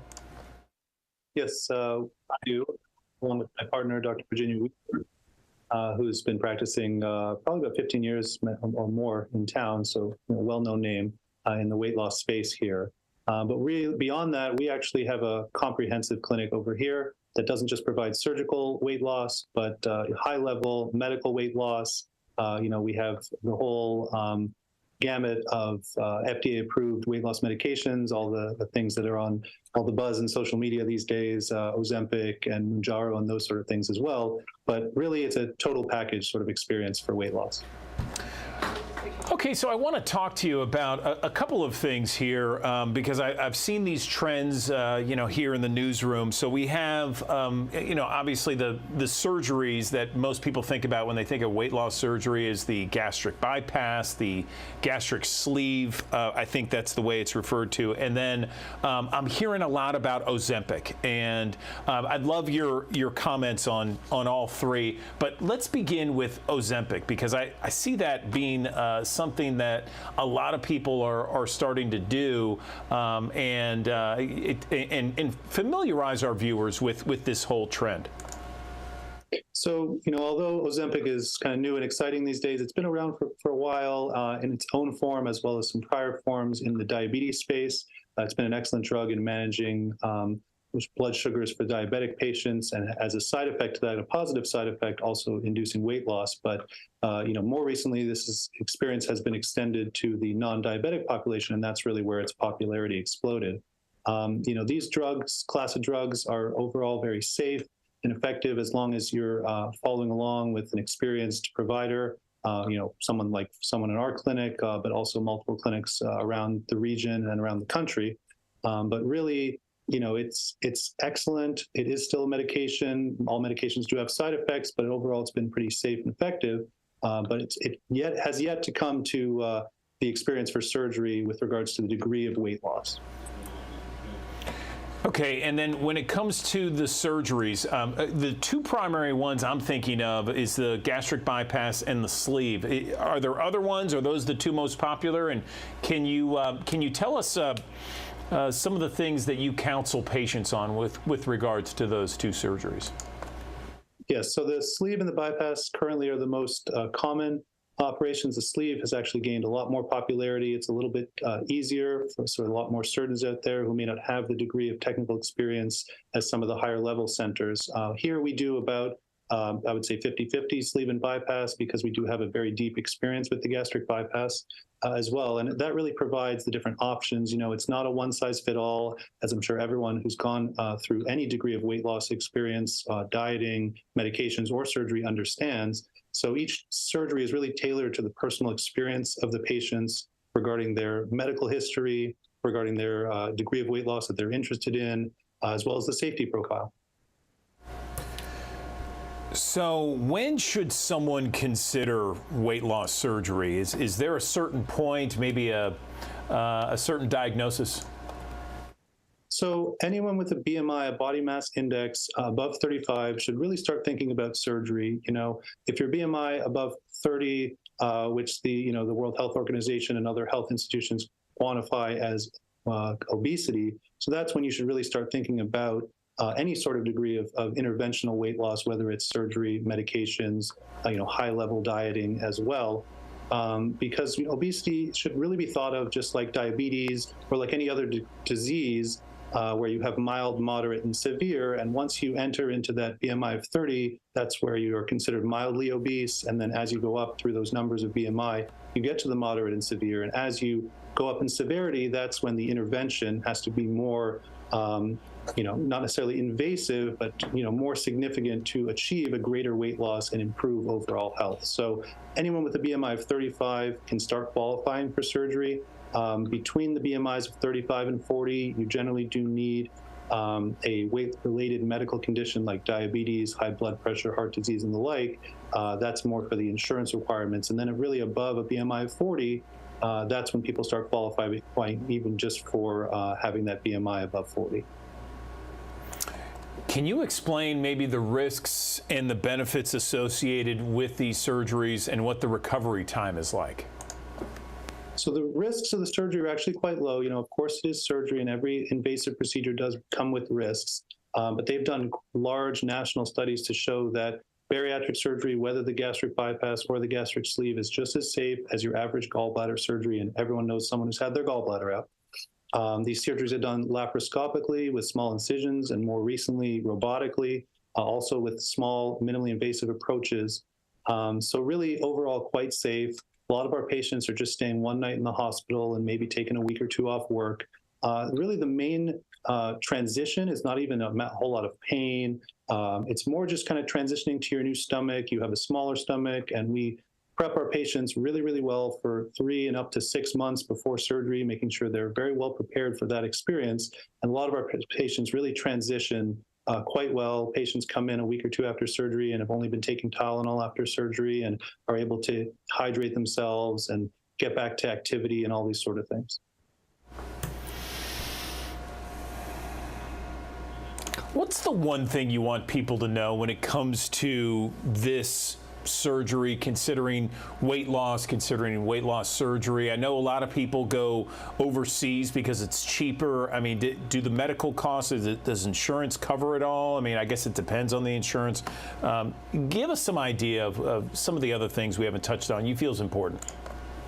Of course. So, it's important to understand that there are high-level centers very close to you. In the Mid-South region, we really provide services to anyone in the Memphis, as well as, for a couple hours in each direction, we draw patients in. So there is going to be a high-level weight loss bariatric center near you. It's just kind of something you have to look out for and seek out. Traveling overseas, while there may be some excellent surgeons at these overseas programs, unfortunately, in our experience, we've seen some complications, as well as just kind of lower standards with regards to prepping the patients and following the patients afterwards. And that's really the whole part of it, is getting the patient ready, getting them through the surgery, of course, but then following them along. We see our patients at 6 and 12-month intervals, really for life. We become their primary weight loss provider, their weight loss PCP, so to speak. To be able to continue to manage them afterwards, because it's not just the day of surgery, it's waking up every morning and recommitting to your health and your weight loss journey. And, really that's what we find is most important, is sticking with the patients and help guiding them through. And then regards to, the benefits, just to kind of go back to what you were asking before, when we talk about the risk, of course, but we always have to over-highlight the benefit, because I think a lot of people focus on the risk. But bariatric surgery has been shown to extend a patient's life for 8 to 10 years. It's been shown to decrease your risk of a lot of weight-related cancers, whether it's breast cancer, which affects 1 in 8 women, whether it's colon cancer, another very common cancer, these sort of things, on top of its impact on the more known things like diabetes, high blood pressure, sleep apnea, heart disease, and the like. So, not just medically speaking, but and then you go on top of that, quality of life, the ability to exercise, the ability to get around, the ability to, these kind of intangible things that our patients talk about. They call them non-scale victories, NSVs, things about going on an airplane and not having to feel uncomfortable in your seat, that sort of thing that really impacts patients beyond whether they have one less medication for their blood pressure or not. And these are things that really provide me satisfaction, but of course provide the patient satisfaction after their experience.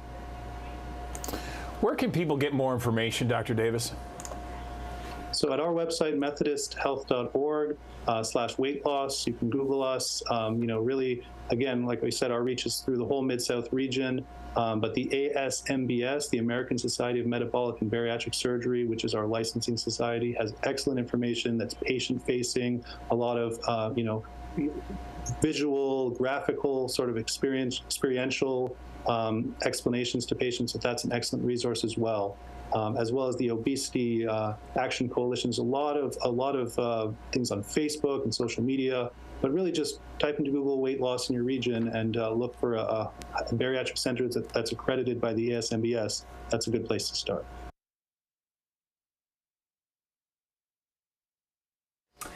Good morning, everyone. Andrew Douglas in the Action News 5 Digital Desk. We got the summer days approaching. Officially, summer expected to begin in a couple of weeks. It's already feeling like summer. I mean, temperatures are in the 90s, and a lot of times, if you're like me, you love that morning cup of joe, perhaps a cup of joe that's in the afternoons, maybe late morning, something like that. And on those dogged days of summer, we want that iced coffee, right? Those taste so refreshing. Well, guess what?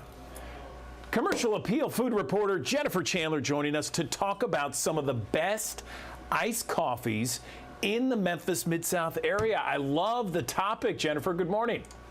Good morning. Yes, this one was definitely a fun one to research. Dima Amro, who is one of our reporters at the Commercial Appeal, she and I tag team to find 12 of the best iced coffees in Memphis, realizing that we probably didn't need to each be drinking 12 coffees right in a week. So we divided and conquered, and I tasted coffees all across Memphis. Yeah, no doubt. I'm sure that the added coffee and caffeine and all that stuff wouldn't be too well for you when it comes to jittery type things that you got to do. You got to type, but you don't want to be jittery while typing, you know? Exactly. Well, if you had seen me the last 2 weeks of May, you would have known what I was doing, because I had so much energy. I was like, hey, how are ya? Because I was literally, some places I went in, I was like, gosh, there were a bunch of things that sound so interesting. So some places I went, I was trying 2 coffees. There was one place I tried 3 different coffees. So there was one day where I went to 2 coffee shops in one day. So it was a lot of fun. So one of the things that we discovered is that iced coffee, the idea of, a vanilla iced latte is great, but there are so many things available in Memphis that are so much more interesting and tasty and unique to try. So one of the things we did is we focused, there's so many coffee shops in Memphis, and there are a lot of national chains that are here now. We decided to focus on coffee shops that are either Memphis owned, or their beans are roasted here in Memphis for their shop. So that was kind of our criteria to narrow down our search. So I'm going to talk to you about the 6 that I talked about in the article. And then you can go online and check out the rest of it to see what Dima tried. But I'm going to start with one that was probably one of the most interesting ones that I tried, and it is at City and State, and it's called The Herb, and it is an espresso-based iced coffee that has hints of grapefruit. It's kind of got that tang and refreshiness. It has rosemary in it, and it's finished off with sparkling water, and it is super refreshing and light, and their whole summer coffee menu theme is garden themed. And this really tasted like something that you would enjoy sipping in your garden one morning or afternoon. It was really, really good and really different. And I have to tell you, I normally go for iced coffees with cream in it. As my husband always jokes, I like dessert in a cup for my coffee sometimes. But I'm excited that I got out of my box and I tried something different because I think this is going to be my go-to order at City and State for the rest of the summer, without a doubt. Moving on to another one that has no cream in it is Comeback Coffee. And Comeback Coffee is downtown in the Pinch District.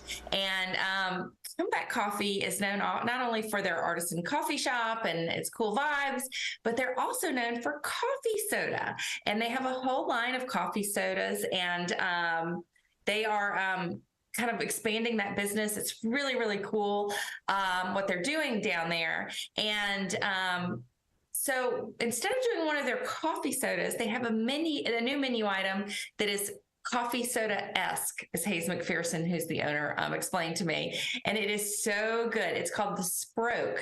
And basically, it is an espresso-based iced coffee drink with Mexican Coke, lime simple syrup, and then it's finished with Angostura, I just pronounced that, bitters, kind of the same bitters that you put in an old fashioned, and a squeeze of lime. And it is refreshing and just, it's definitely a caffeine fueled event when you got both Mexican Coke and espresso in a drink. But again, over ice, it's super refreshing and light and different. And the lime simple syrup and the bitters just kind of almost make it feel like a cocktail, sort of. So moving on back to my dessert in a cup, French Truck Coffee. So French Truck Coffee is New Orleans-based coffee company, but they roast all of their beans that are sold in Memphis and used at their 2 Memphis coffee shops here in Memphis. They have a roastery in the back of the one in Crosstown Concourse. And the owner, Jeffrey Meeker, explained that, he feels for his shops that it is very important to roast them fresh because freshness is key to flavor.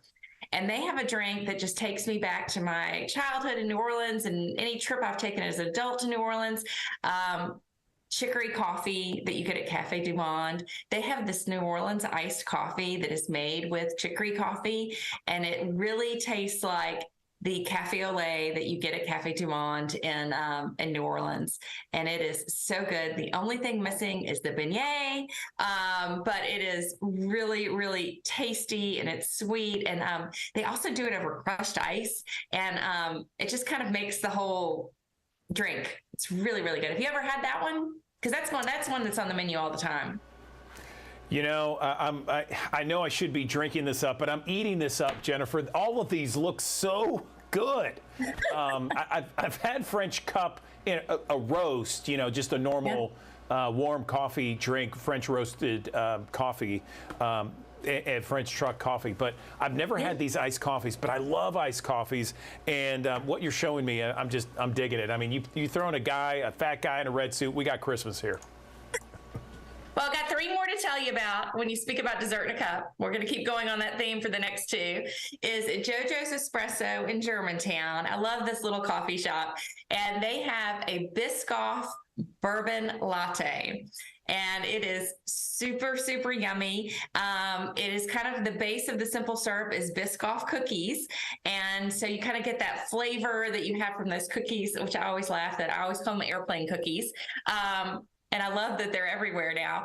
And I really think they're better in things than they are necessarily on their own. But it's kind of that cookie butter kind of flavor. And they use Vice and Virtue's bourbon, barrel bourbon roasted, I think it's barrel bourbon aged is how they phrase it, coffee beans. And so there's this kind of that sweetness, that caramel, that kind of bourbon flavor. You know, it's not spiked or anything like that, because what they do is they age them, after they roast the beans, they age them in bourbon barrels. And they kind of leach some of that flavor in there. And it's really, really, really good. And again, dessert in a cup. Moving down the street, down Germantown Parkway into Cordova, is Team Car Cafe. And this is, I love this little place. It is a coffee shop that is nestled into Ladding Speed Shop, which is a bike shop. The owner of the bike shop, when he was creating his concept, he wanted to create a gathering space, and he added a coffee bar concept to his bike shop. And it's really kind of cool. He's got a really lovely front area that you can lounge, even if you have nothing to do with bikes. But then if you're having your bike worked on, he actually has like a counter in the back where you can almost like sit at the counter and enjoy your coffee and a snack and watch them work on your bike. It's a really cool concept. If you've not been there, you need to check it out. But it is adjacent to El Mero Taco. And Jacob over at El Mero Taco makes a couple of the sauces, or syrups, excuse me, that are used in the coffee drinks. And so the El Mero Mocha is made with Mexican chocolate that El Mero makes for them. They also have a cajeta, I'm mispronouncing my Spanish, is terrible, flavor, which is the caramel that they make for them. But the Mexican chocolate one, it's like got hints of that cinnamon in there, and it is just a really unique, different mocha, because the chocolate's a little bit more bittery. It's more of a dark chocolate, and it's really yummy, hot or iced. So check out that little coffee shop if you get a chance. Oh, and they also use their beans. They use Ethnos coffee roaster beans, which is another small roastery here in Memphis. So it's kind of it's a cool little concept. And last on my list, I'm going to send you all the way back downtown to Vice and Virtue, which is an Arrive Memphis hotel. And I know we mentioned them earlier that JoJo's uses their beans in all their coffee drinks, but they also have their own little cafe in the lobby of Arrive Memphis Hotel. And they always have some of the most creative drinks in town. And they really kept going with this year. And this one thing I have to point out, many of these drinks are made by the baristas. And so what they do is they, at the beginning of each season, the whole team of the coffee shop gets together with the owners and they propose drinks, and then they vote on them and they decide which ones are best. And that's how they end up on the menu. And it's fun to see what these people are doing. So they have a Tajine Mango Tango cold brew iced coffee. So it's cold brew based, using one of their own coffee beans that they've roasted. And it's got mango puree, it's got lime in it, and it's finished with the Tajine rim around the edge, which is that kind of like spicy, salty spice that you get, in Mexican shops. And, this drink is really reminiscent of, that dessert that you see that has like the mangoes that are cut like flowers, and then they have the Tajine on top of it. It's kind of that play on the sweet and spicy. This refreshing drink will remind you just of that. It's really, really good and really, really different. Jennifer Chandler, I mean, you brought in something I was not expecting. So local, so creative, and the best way to refresh yourself from the dog days of summer that we get in Memphis each and every year. I mean, some of those iced coffees, I was expecting, your traditional, essentially a coffee with a bunch of ice in it. Wow, the creativity. I mean, did that surprise you too? I was just blown away.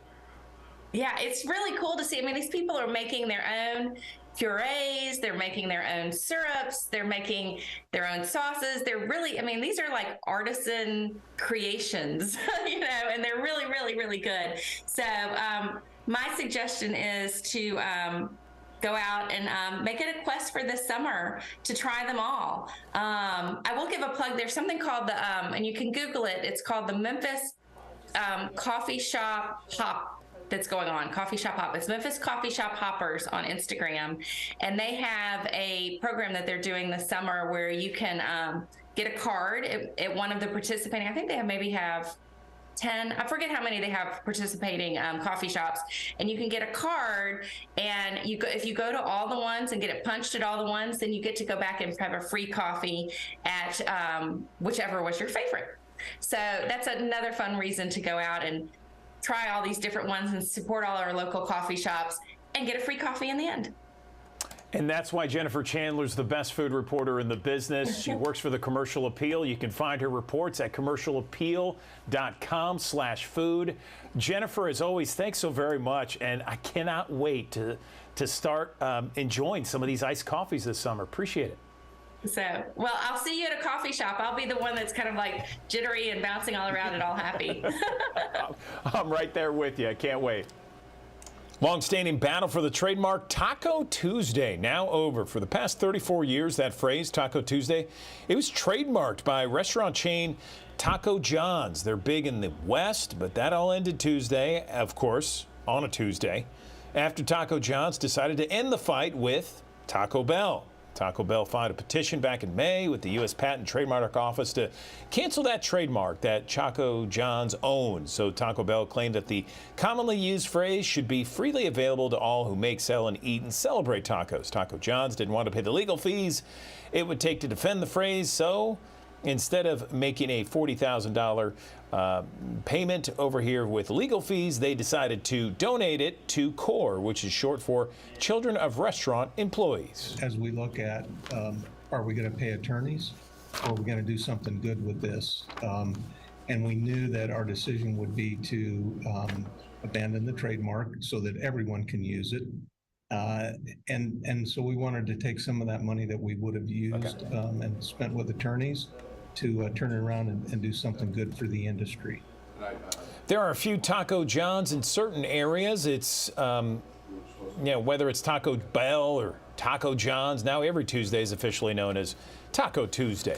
All right, we all have credit, right? And your credit score, sometimes it can be high, sometimes it can be low, and it makes a difference when it comes to buying a car, maybe buying a home. This morning, we're talking about ways you can boost your credit report today. Check it out. Credit, we all have it. Some good, some bad. No doubt about it, we all need it. Credit is the ability of someone to borrow money. Bad or fair credit, which is between 580 and 669. It can be the result of late payments or using more than 30% of your credit limit. Fortunately, taking steps to improve your credit can help you lower the cost of borrowing. Unfortunately, there's not a one-size-fits-all solution on that. It takes diligence, it takes patience in order to improve your credit score. The first thing that we would advise folks to do is actually get a hold of their credit report from the 3 credit scoring agencies. Pay your credit card balances strategically. Pay down the balance before the billing cycle ends.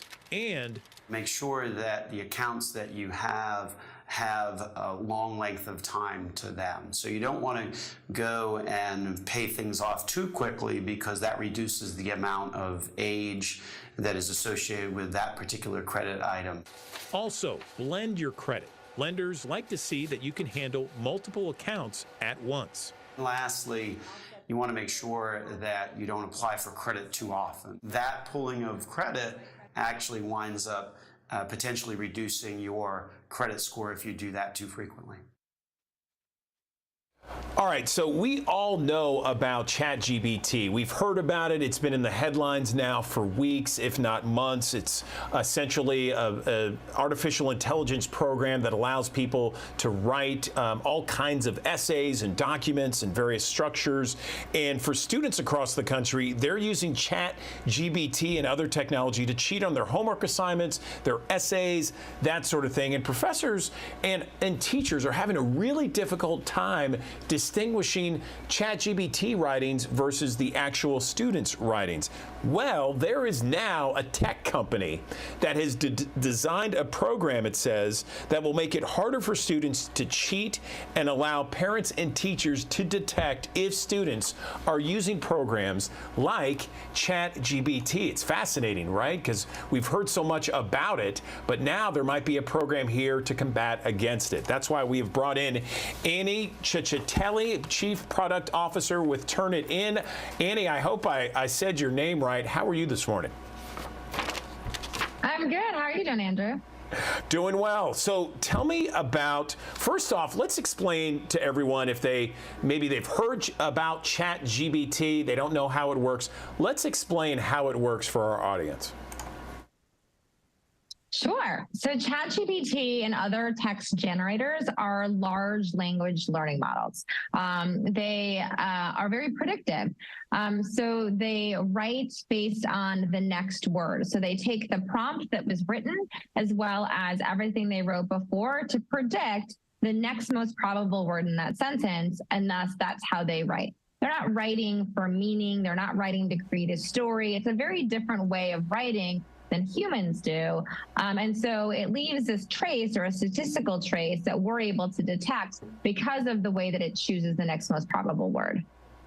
I was talking to someone last fall, someone who works for the SAT, ACT board, and they told me that ChatGPT is extremely challenging for them because it's hard for them to determine essays, and schools and universities a lot of times require essays for students and base that on possible enrollment.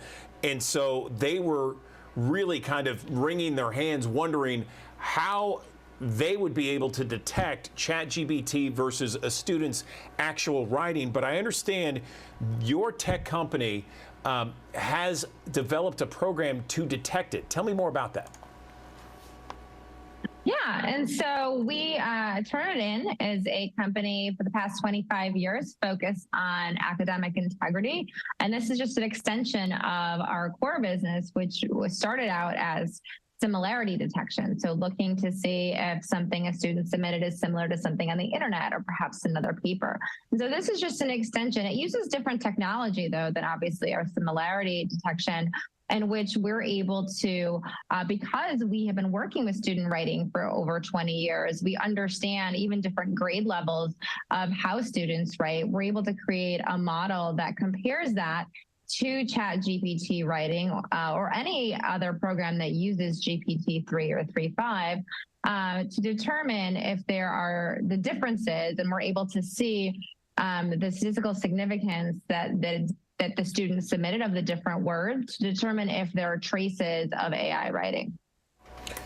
So give me an example of how it would work. So if let's say a student submits an essay, for example, would they then put the essay into this program by Turnitin, and then Turnitin would say, okay, you know, based upon what we're seeing, this is ChatGPT, you know, a percentage of, you know, tell me how it would work. Yeah, sure.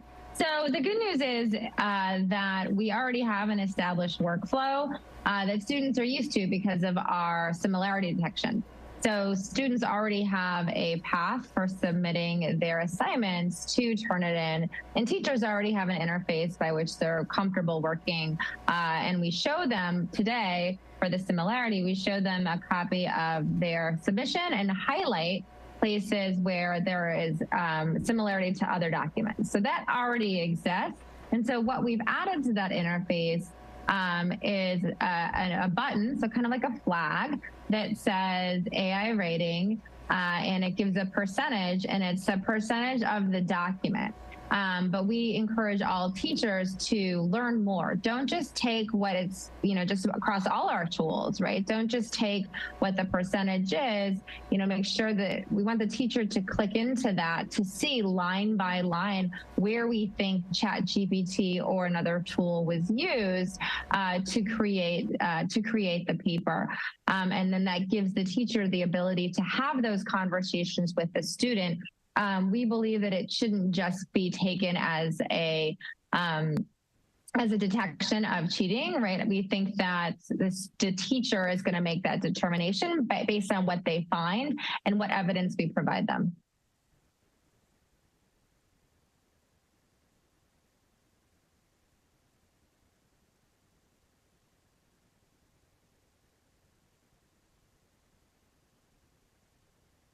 Sorry about that, Annie. I'm having some issues with my mic.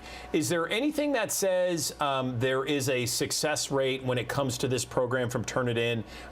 You know, is it 80%, 90% effective in catching ChatGPT?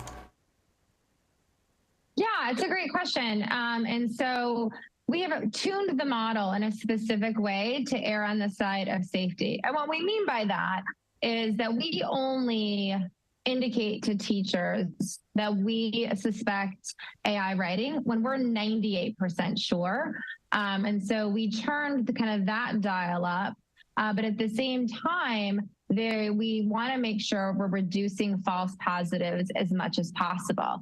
And so in order to balance that, in our lab tests, we predict that we probably miss about 15% of AI writing, so as to keep that false positive rate quite low. And so we think we catch up to 85% with 98% confidence, but with a less than 1% false positive rate. Wow, it's so interesting to hear about this. First with ChatGPT and other artificial intelligence programs, and then your program that catches ChatGPT writing, that sort of thing. It's wild. Where can people go, perhaps parents, teachers, for more information on your new program? Yeah, so teachers who use Turnitin can learn more within the interface that they're already using. There are a whole bunch of tools and best practices and FAQs to help teachers educate themselves and learn more, not just about our program, but about the use of these tools in general. And then parents and other people can go to Turnitin.com on our website, and you can learn more about our AI writing there. All right, Annie Cecchitelli, Chief Product Officer with Turnitin. We appreciate your time this morning. A fascinating development with regards to ChatGPT and other artificial intelligence programs. Thanks very much for your time. Thank you, Andrew. Okay. Good morning, everyone. Andrew Douglas in the Action News 5 Digital Desk. It is mid to late July. It still very much feels like summer, and it is summer, certainly across Memphis and the Mid-South. So we got barbecues, we got vacations, slower routines. A season certainly being enjoyed by so many people, but summer can be a difficult time when it comes to heart healthy choices. It's not only indulgent foods, lazy days that can hurt your heart health, but you may not realize that the weather itself may present a risk here. I'm joined right now by Dr. Suzanne Steinbaum. She's a cardiologist, and she has some important summer heart health safety tips. Dr. Steinbaum, good morning to you. How do the higher temperatures impact our heart? Well, it's certainly hot out there across the country. And what a lot of people don't know is these sweltering temperatures can actually affect the heart. It can be associated with high blood pressure. It can increase the heart rate. In fact, on these hot days, it could increase the amount of blood circulating through our body 2 times that of normal temperatures. What that means is the heart is working very hard in these hot temperature days. And if there's atherosclerosis, blockages in the arteries, history of heart attack or heart failure, these really hot temperatures can be dangerous. So it's important, if you have risk factors for heart disease, that you go see your doctor to find out if a medication regimen or an aspirin regimen might be important for you. What about people staying active during the summer? You know, there's a lot of people out there like to bike, they like to run, jog, that sort of thing. But here in Memphis and the Mid-South, of course, we're in North Mississippi, Eastern Arkansas, West Tennessee. The temperatures, especially today, triple-digit heat when you factor in the humidity. It is so hot outside. So what's the best way to maintain that active lifestyle that we all come to appreciate when temperatures are so hot? It's so hard because it's not great to go outside in these really hot days and exercise. So I say you have to just make a shift and go indoors, exercise in the air conditioning. You can get on a stationary bike instead of biking outside, or a treadmill inside instead of running outside.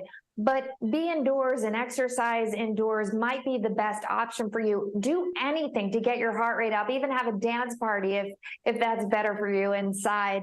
But for those of us that want to exercise outside, do it in the morning or in the evening before the temperatures get really high, or at the end of the day when they come down. And know that you don't have to push yourself that hard to get the benefit of exercise. Moderate intensity exercise is all you need to do.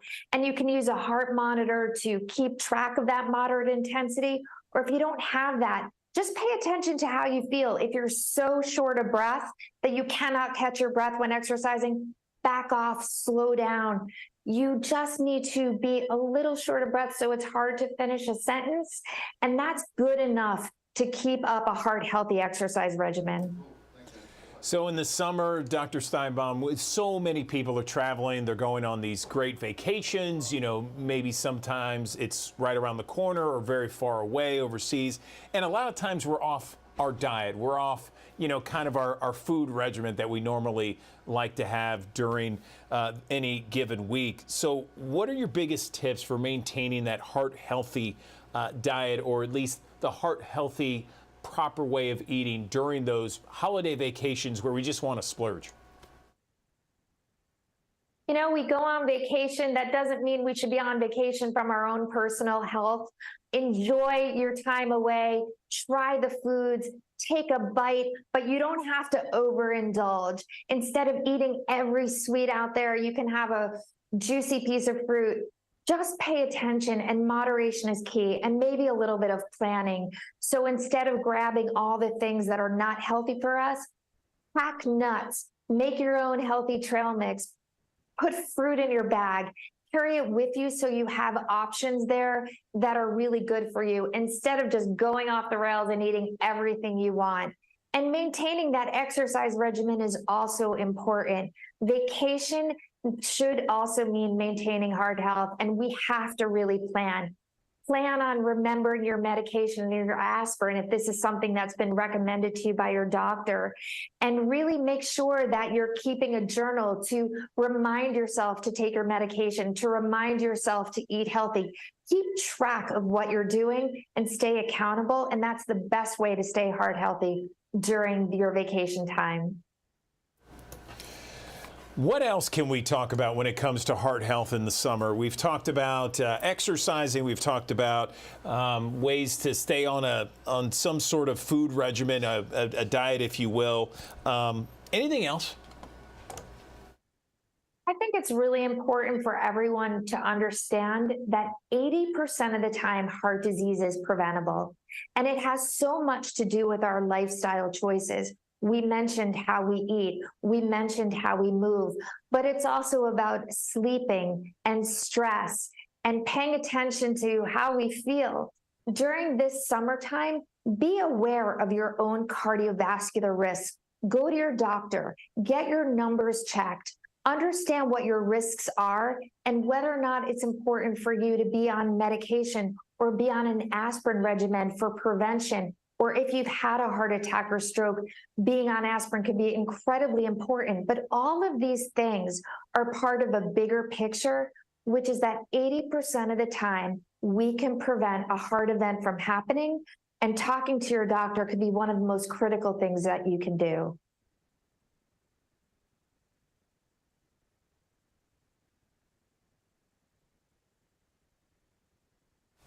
Sorry about that.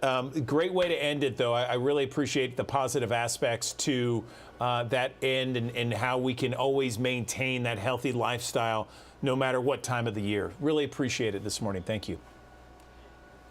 Thank you. Thanks for joining us here on ActionNews5.com, as well as all the Action News 5 digital properties. High heat and humidity here on your Thursday, leading up to a end of the week that will feature some shower and storm opportunities coming back into the fold. We'll take that and run with it. Thankfully, we do need the rainfall yet again, as we have been running a little bit below average. But for some folks, especially just outside of the Action News 5 coverage area, you head up into western Kentucky, Middle Tennessee, even Northwest Tennessee, it's been coming down in buckets, especially yesterday, where some spots picked up several inches of rainfall. 95 the forecast high today, a mixture of clouds and sun, still high heat stress. That's going to be the going trend for us here today across the Mid-South. And of course, when you factor in the humidity levels, actual air temperatures will feel much, much hotter. Of course, the reason why we don't talk about, the heat index outside of the summer, remember what happens and how this is all playing out, because the sweat that you are exhibiting every day whenever it's so hot and humid outside, well, the evaporation process is a cooling process. So if you were able to evaporate some of that moisture off of your skin, you'd be able to feel a lot cooler. Well, unfortunately, because of how much moisture is in the atmosphere, not able to do that so efficiently. So hence why it kind of sticks to you, and that's why you have a heat index rather than just the actual air temperature. So the actual air temperature in the middle 90s will operate more like 110 to 115 degrees in some spots. Wind down through Mariana, Helena, West Helena, down through Clarksdale, Marks, Tunica, and even out towards Senatobia as well. The farther north and east that you go, lower on the humidity levels, lower on the temperatures, but still need to be cognizant of what's going on. And not to mention, even here in the metro area, we could have some feels like temperatures around 110.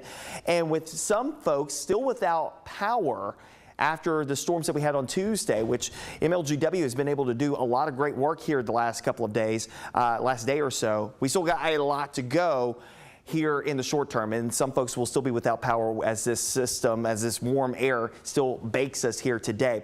We do get an opportunity for some cooler weather to come back into the fold as we head into the upcoming weekend by way of a frontal boundary that will slice into the region starting into tonight, into tomorrow, and then eventually pushes down to the south heading into your Saturday. There could be some more heavy pockets of rain, especially north of the Action News 5 coverage area heading into your Thursday afternoon.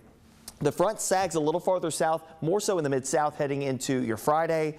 And Saturday, south of I-40, at least in the morning hours before trending drier. The mugginess is going down here in a couple of days and will likely stay below where it has been in recent days heading into next week. So we're not adding too much insult to injury. Still going to be plenty hot, plenty steamy outside, especially as we head into next week, but at least not as humid. Let's go hour by hour futurecast for today. We have been tracking showers and storms moving across central Missouri. That will clip our northernmost communities. So places like Dunklin, Pemiscot, Dyer, Lake, Obion counties, Gibson County, those areas could catch a shower or thunderstorm here this morning, maybe as far south as Lauderdale and Crockett counties. Most spots, though, will likely stay dry for the vast majority of the day. Okay, temperatures will be ranging from the middle to upper 80s in the spots where we have more clouds, and also maybe the higher chance for a shower storm to the lower middle 90s where you have more sunshine, and of course the steamy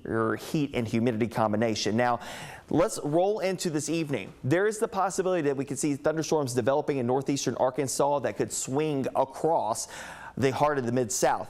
This is not a slam dunk forecast on this. There have been other models that suggest that this is completely dry, not a thing, not a problem. But I do want to give a heads up, because if we do have the thunderstorms to develop, given the instability that's in place here today, the storms that do move through the area, if they are able to do such, could be strong, possibly severe. Strong winds being the primary issue, but of course efficient rainmakers due to the amount of moisture sitting in the atmosphere. So that's something that we'll be keeping an eye on. If it were to happen, again, it would be between about 5 o'clock in the evening through about 9 o'clock this evening on the timing of that. Shifting out, we may have some shower and storm opportunities off and on overnight tonight, early tomorrow morning as the front continues to sag a little farther down to the south. I think this model suggests the front's a little farther south than we really believe it's going to be. I think it would be maybe about 50 miles farther north, closer to the I-40 corridor, and that will allow for another cluster of storms to move across that boundary heading into Friday late morning into the afternoon hours. Yet again, some strong winds, heavy downpours, a possibility with that system that will eventually begin to clear out as drier air begins to filter in the wake of this system. 60s early Saturday morning, lower 70s, and that comes by way of our front making progress into the area. So we'll only manage highs on your Saturday at 86, 90, sun and a few clouds going into your Sunday. Of course, we'll keep you updated on all of this on the Action News 5 First Alert Weather app. You can download it in the Google Play Store and the Apple App Store. 95 today operates more like about a 105 to 110 here inside the metro area. Down southwest, places like northwest Mississippi, east central Arkansas, those locations could very well have feels like temperatures 110 to 115 today. Middle and upper 80s on Friday. Saturday, hey, comfortable air filtering in here. 68 early Sunday morning. I think outlying locations will be in the middle 60s, feeling a lot more comfortable in some of the suburbs and some of the cooler pockets outside of town. Lower 90s into early next week, back to seasonable averages, and rain chances taking a back seat for a couple of days heading through next week as some drier air hangs around the region. All right, so we all know about ChatGPT. We've heard about it. It's been in the headlines now for weeks, if not months. It's essentially an artificial intelligence program that allows people to write all kinds of essays and documents and various structures. And for students across the country, they're using ChatGPT and other technology to cheat on their homework assignments, their essays, that sort of thing. And professors and teachers are having a really difficult time distinguishing ChatGPT writings versus the actual students' writings. Well, there is now a tech company that has designed a program, it says, that will make it harder for students to cheat and allow parents and teachers to detect if students are using programs like ChatGPT. It's fascinating, right? Because we've heard so much about it, but now there might be a program here to combat against it. That's why we have brought in Annie Ciccitelli, Chief Product Officer with Turnitin. Annie, I hope I said your name right. How are you this morning? I'm good. How are you doing, Andrew? Doing well. So tell me about, first off, let's explain to everyone if maybe they've heard about ChatGPT, they don't know how it works. Let's explain how it works for our audience. Sure. So ChatGPT and other text generators are large language learning models. They are very predictive. So they write based on the next word. So they take the prompt that was written as well as everything they wrote before to predict the next most probable word in that sentence. And thus that's how they write. They're not writing for meaning. They're not writing to create a story. It's a very different way of writing than humans do. And so it leaves this trace or a statistical trace that we're able to detect because of the way that it chooses the next most probable word. I was talking to someone last fall, someone who works for the SAT, ACT board, and they told me that ChatGPT is extremely challenging for them because it's hard for them to determine essays, and schools and universities a lot of times require essays for students and base that on possible enrollment. And so they were really kind of wringing their hands, wondering how they would be able to detect ChatGPT versus a student's actual writing. But I understand your tech company has developed a program to detect it. Tell me more about that. Yeah, and so we Turnitin is a company for the past 25 years focused on academic integrity, and this is just an extension of our core business, which was started out as similarity detection. So looking to see if something a student submitted is similar to something on the internet or perhaps another paper.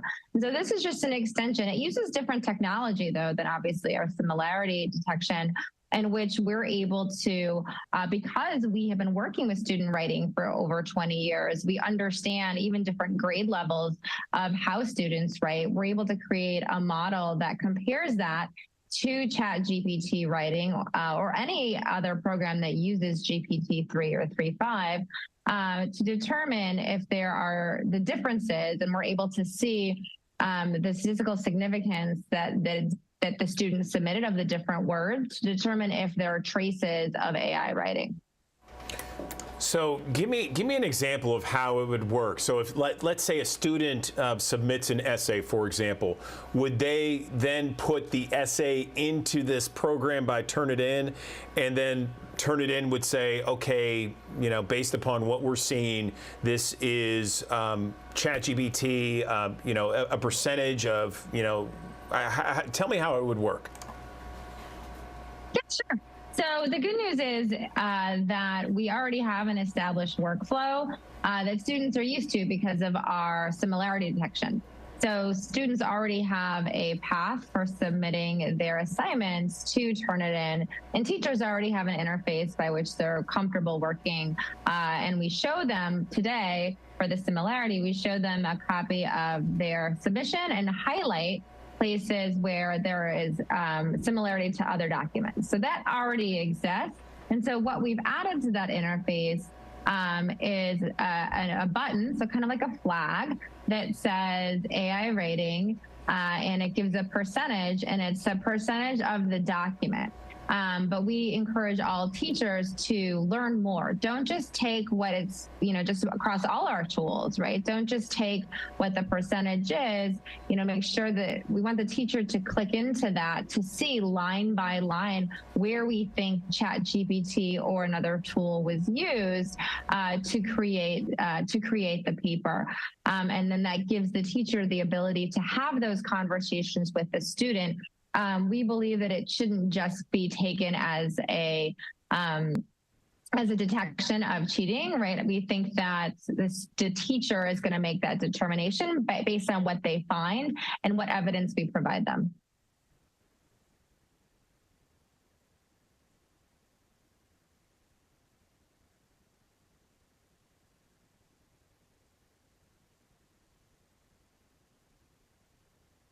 Sorry about that, Annie. I'm having some issues with my mic. Is there anything that says there is a success rate when it comes to this program from Turnitin? You know, is it 80%, 90% effective in catching ChatGPT? Yeah, it's a great question. And so we have tuned the model in a specific way to err on the side of safety. And what we mean by that is that we only indicate to teachers that we suspect AI writing when we're 98% sure. And so we turned that dial up. But at the same time, we want to make sure we're reducing false positives as much as possible. And so in order to balance that, in our lab tests, we predict that we probably miss about 15% of AI writing so as to keep that false positive rate quite low. And so we think we catch up to 85% with 98% confidence, but with a less than 1% false positive rate. Wow, it's so interesting to hear about this. First with ChatGPT and other artificial intelligence programs, and then your program that catches ChatGPT writing, that sort of thing. It's wild. Where can people go, perhaps parents, teachers, for more information on your new program? Yeah, so teachers who use Turnitin can learn more within the interface that they're already using. There are a whole bunch of tools and best practices and FAQs to help teachers educate themselves and learn more, not just about our program, but about the use of these tools in general. And then parents and other people can go to Turnitin.com on our website, and you can learn more about our AI writing there. All right, Annie Cecchitelli, Chief Product Officer with Turnitin. We appreciate your time this morning. A fascinating development with regards to ChatGPT and other artificial intelligence programs. Thanks very much for your time. Thank you, Andrew. Good morning, everyone. Andrew Douglas of the Action News 5 Digital Desk. Searches for cheap family vacations are spiking currently on Google. Also, TSA pre-check searches have hit an all-time high as lines at airports continue to lengthen. This is researchers say 63% of U.S. adults plan to travel this summer. That's even more than last year. Let's bring in a Google technology expert, Charity Mende. She's joining us on the Digital Desk to talk more about these trends and maybe some advice if we plan to do some summer travel. Charity, good morning. So tell me about this Google trend that we're hearing about with cheap family vacations. I guess people just want to get away, and now's the time, right?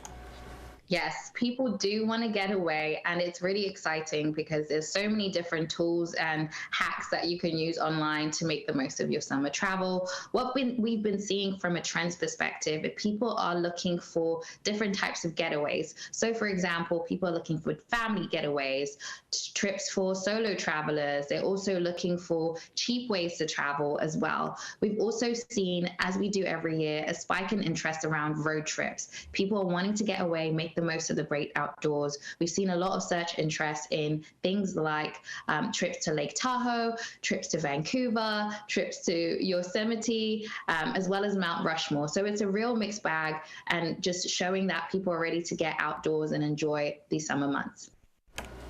I love it. I love it. I also love your accent. So I'm glad you're with us. So new AI tools. I understand that there's some new artificial intelligence tools that can really help people with this process. Explain that.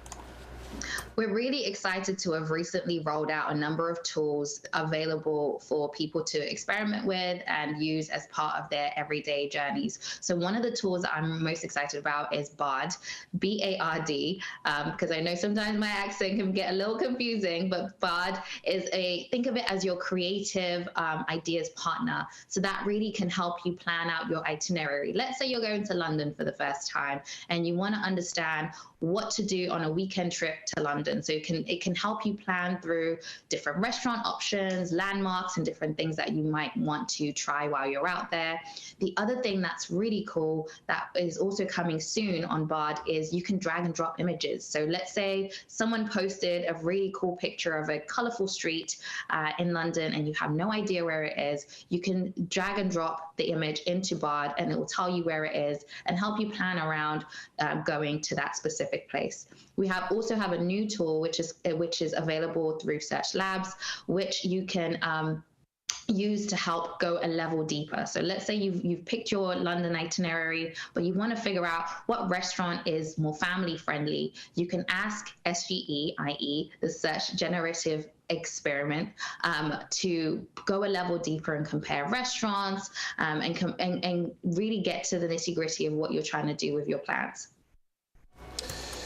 You know, I have some friends, Charity, that like to use Google for for flights, and when flights go on sale, and when flights, what the cost is for a specific time or date. Is there a way to kind of manage that? So I know that there's some sites out there where you can put like a specific dollar amount, or you can put a notification when flights are reduced in terms of pricing.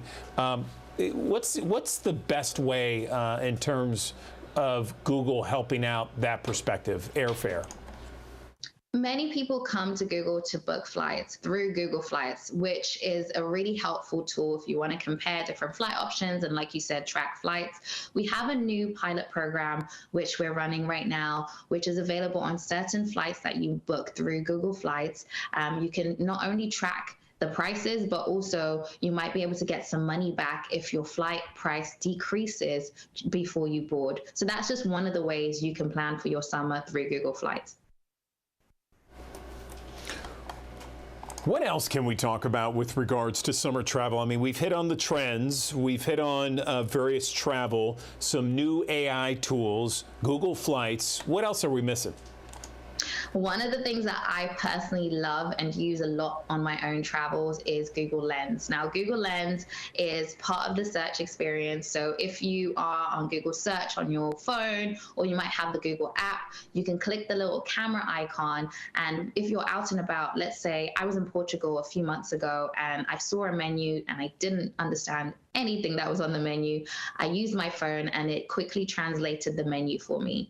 Similarly, if you're planning a road trip, let's say you're planning a road trip somewhere in Europe, or you're going to Mexico, you might be able to just use your phone to read that road sign and make your travel experience more seamless. I love that. I mean, that sounds very helpful. So we've talked about a number of different tools here, Charity, and different ideas, trends, that sort of thing. Where can people go to get some more information, like the stuff that we talked about, maybe some more? Yeah, so if you want to try out our experimental feature, the Search Generative Experience, you can go on labs.google/search. If you want to try out Bard, you can go on google.com/Bard. But everything is available for you to read up a little bit more on if you go on blog.google. So I know that's a lot of links, but blog.google is probably the best place to start to kind of understand what Google's been offering in terms of these different tools and experiences to help making navigating the internet much more seamless. Okay, Charity Mende, Google technology expert. Really appreciate the deep dive on this topic. I love some of the ideas and trends that are happening, and appreciate you coming on the Digital Desk. Thank you. Thank you. Okay, 10:55:45 on a Thursday morning. Before we let you go here on the Action News 5 Digital Desk, I want to give you another look at these numbers from MLGW. Current outage listed at 32,848. That's 32,000 homes and businesses currently without power in the Shelby County, Memphis area. This is the MLGW coverage area. You can see some of the red marks or red boxes in the Germantown, East Memphis location. There's also areas in Fraser and on East Shelby Drive, unincorporated Southeast Shelby County. We'll be watching for that. You can stay tuned for Action News 5's Ariana Poindexter for the midday report, along with meteorologist Spencer Denton, who's going to be talking a lot about the forecast today with all of those outages and the triple-digit heat that is expected later today. We're expecting anywhere from 105 to 110. And a bit of good news here. If you look at the upper left-hand corner, you can see 92.2% of customers do have power in Memphis and Shelby County. Andrew Douglas signing off. Midday is coming up next.